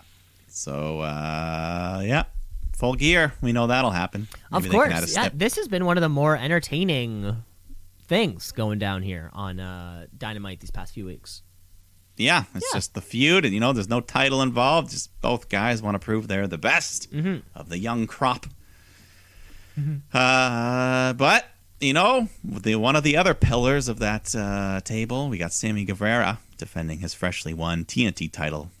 Did you notice the sparkly diamonds this week? I saw the sparkling diamonds this week. Yeah, I don't know how I Looks didn't notice nice. the first time. Yeah. No, nice little touch there. He's defending against Ego. What is it? All Ego Ethan Page. Just a nice fast-paced match right out of the gate. We cut it once again. Tony Nese watching from ringside, so he's in the mix here. Yeah, high-flying Sammy just hits a cool double springboard into a cutter. And huge shooting star press off the top rope to the floor. Both men go to the top rope. Page picks Sammy up for this crucifix bomb, but then Sammy changes it to a Hurricane Rana midair and almost lands on his head. Almost. Eee. But soon after that, he catches Page in the jackknife cover and gets a 3 count to retain the title. Retaining. And then afterwards, I think we get a big brawl with Inner Circle and So after the match, Ethan Page, he's out there. He's attacks Guevara. Scorpio Sky joins the fight. And then right then, Inner Circle make the big babyface sprint in save. Chris Jericho is so over that his surprise entrances gets pyro. Yeah, they just let the whole song play. They just let the whole fucking thing go. It's so funny. But he comes up, beat out the other guys, and announces that at Full Gear, we're going to be getting a 10-man Minneapolis street fight between the Inner Circle and the American Top Team Men of the Year. So, of course, Men of the Year, the two of them. But 3 unnamed yet members from American Top Team. So whether that's Jorge Masvidal again, whether that's Ortiz. Hey, I got a feeling Junior that Dos Santos. I've got a feeling that Dan Lambert himself is going to be one of the members. Oh, yeah?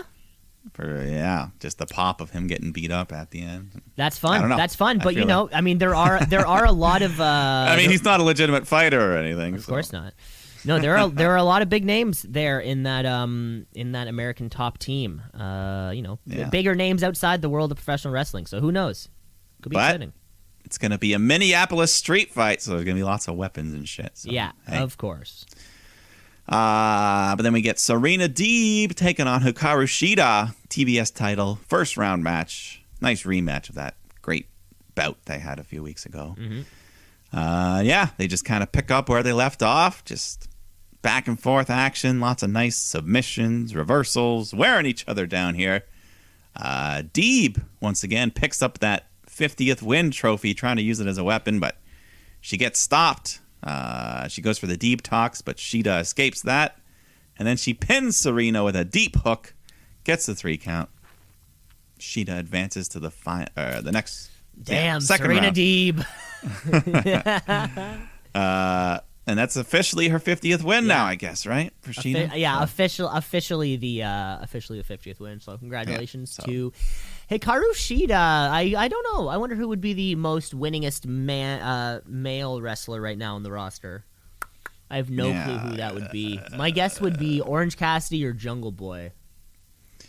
Yeah, because they wrestle so much. Because I feel like they're on, and I feel like Jungle Boy's on Dark every week, just winning. Yeah, like Kenny Omega. Kenny Omega's not wrestling on Dark. Exactly. Yeah. He's not picking up as many But yeah, after the match, I think Deeb, she's a sore loser, attacks Sheeta and wear her down. That could affect Sheeta's next match against Nyla in the second round. Okay, we'll see. But we got back on the men's side, the world title eliminator tournament first round match. We got 10 taking on Jon Moxley. With a new gear on, new mask design.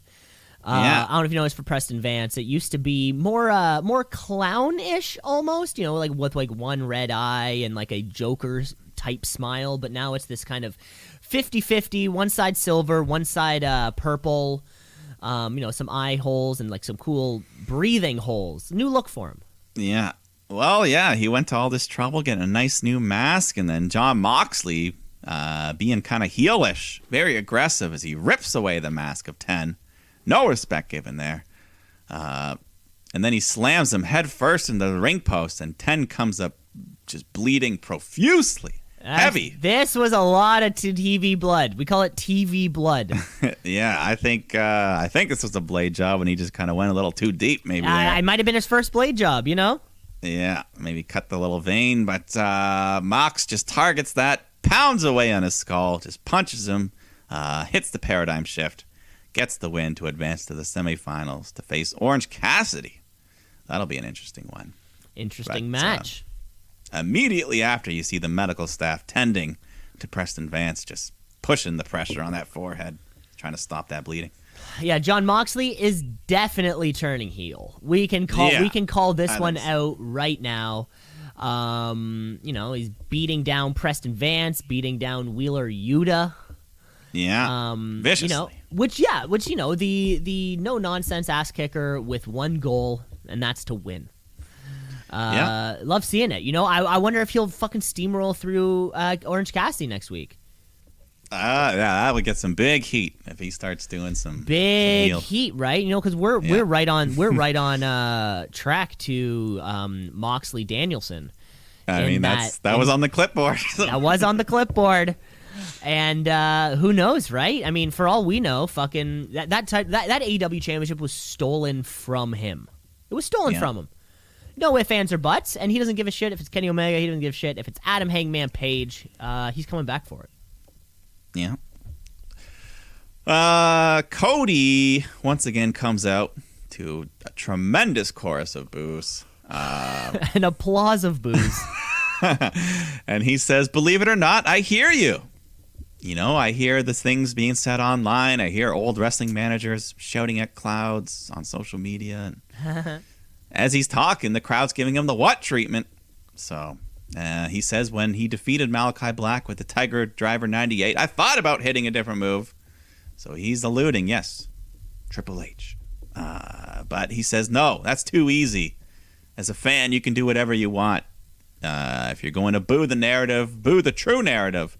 Nobody has been acknowledging that the man who signs the checks, but don't forget the man who built the bank or something like that. Something like that. Puts over his family, the Nightmare family, and says the easy way out is not the way. I will not turn. So at this point, he's just going full meta, and the crowd just boos that. They want you to turn. But he's like, no, I love you guys too much. Don't you get it? So sorry, everyone. And then he just starts rambling in his Cody way until Andrade interrupts. His good line says, you make stupid decisions. And the first one was that stupid tattoo on your neck, which got a huge pop from the crowd. Big pop. So Andrade gets in the ring. The lights shut off. Malachi Black appears. And, he sprays the mist at Cody. And they just beat him down. Eventually, Pac has to run out to help them. So, yeah. I think that we will get that tag match at Full Gear, it seems. I think we will. And yeah, Cody, I mean, everyone knows it now. He's acknowledging it, but he's like, yeah, but I'm still not going to turn, so haha. Hey, it feels so they're fucking looking right at us. But we got the main event for the night. Dark Order taking on the Super Elite in an 8-man tag match. This was your Halloween theme here. As you said earlier, we had the whole Elite with their Ghostbusters outfit with the proton packs, the custom theme. And a brand new theme, Mickey Ruckus. Yeah.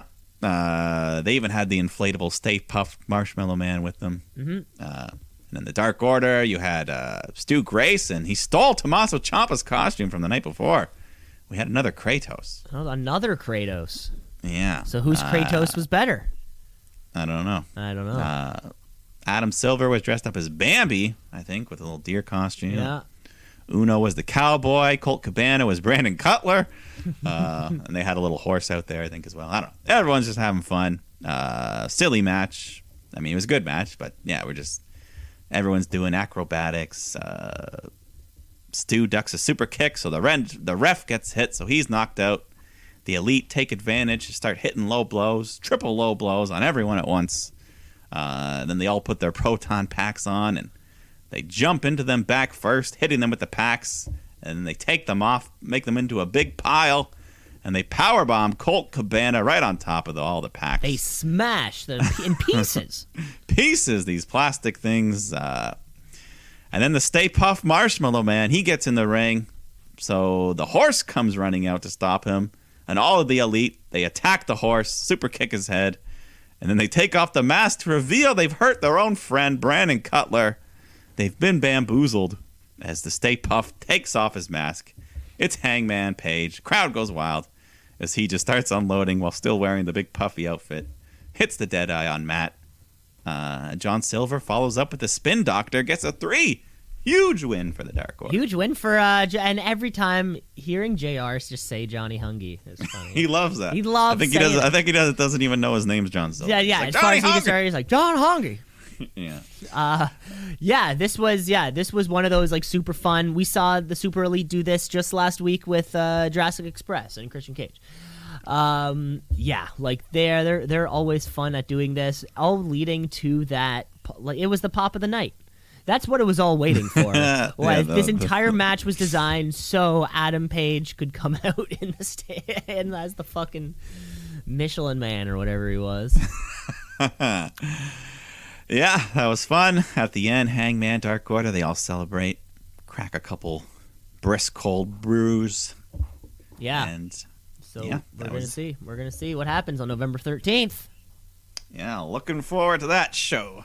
Yeah. Looking forward to it. And God, that was our entire episode of Dynamite, the whole wrestling week. Yeah. Big week. Hopefully now we're all caught up. No more Saturday Night Dynamite. We're all caught up. We'll see. When are we moving over to TBS? Because that seems to isn't that supposed to stop January? All these? Okay, so we're a couple months away from no more interruptions ever. And let's finish off our show the way that we always do. So let's finish off our show. We have a wrestler of the week. With the wrestler of the week. Wrestler of the week, of the week, of the week. The wrestler of the week, of the week, of the week. The wrestler of the week, of the week, of the week. The wrestler of the week. Mike, you kick it off for us. Yeah, we saw a lot of good wrestling this week. You know, some great matches in Saudi, some big moments on NXT. Every show had some pretty good. That ladder match on Raw. Good wrestling. Good week of wrestling all around. Yeah, it's tough. I almost wanted to give it to Toxic Attraction as a collective, any one of them. But at the end of the day, I'll give it to Braun Breaker just for that standout performance against Ciampa. And yeah, future looks good for him. Yeah, it could be over now. Officially over, he is. Mm-hmm. Yeah, I guess we'll see it. Well, I've got one here for you, Mike, because coming off of a hot Saturday Night Dynamite. You know, some people like to, if you work the night before on a Saturday, on Sunday, you probably just want to relax. You know, catch up on, Sunday afternoon, you want to catch up on groceries. Maybe you have to do some laundry, or maybe you want to just sit back and watch the Seahawks game. The Seattle Seahawks. Yep. The football team. But not everybody wants to do that on a Sunday. Some people, although they just performed the night ago, they have to go back to work.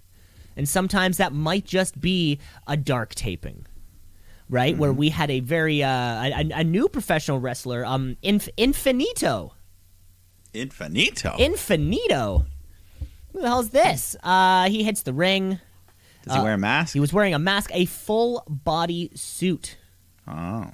This seeming bizarre, but after a little bit of after a little bit of hand matching, a little bit of a little spinning, and a little small package, it's clearly Bryan Danielson. Yeah, that's right. Check out Dark this week, where Bryan Danielson performs not once, but twice on the same show. That's right. Infinito, his new He gimmick. wrestles twice as Infinito? Character. No, and then he comes right back out later on in the episode. It's Bryan Danielson. He gets a couple straight wins, improving that record. Do they acknowledge that it's Bryan, or is it just kind of like wink, wink? Nudge, nudge? Big Does wink. he take his mask off? Big wink. You're gonna have to watch Dark.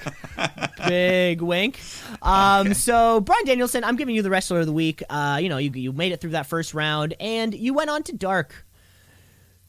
And that's fucking cool, man. That's fucking cool. Yeah, you're Bryan fucking Danielson, and you're performing on a free to watch show on YouTube for a crowd of maybe 150 people. Way to go, Bryan Danielson, wrestler of the week.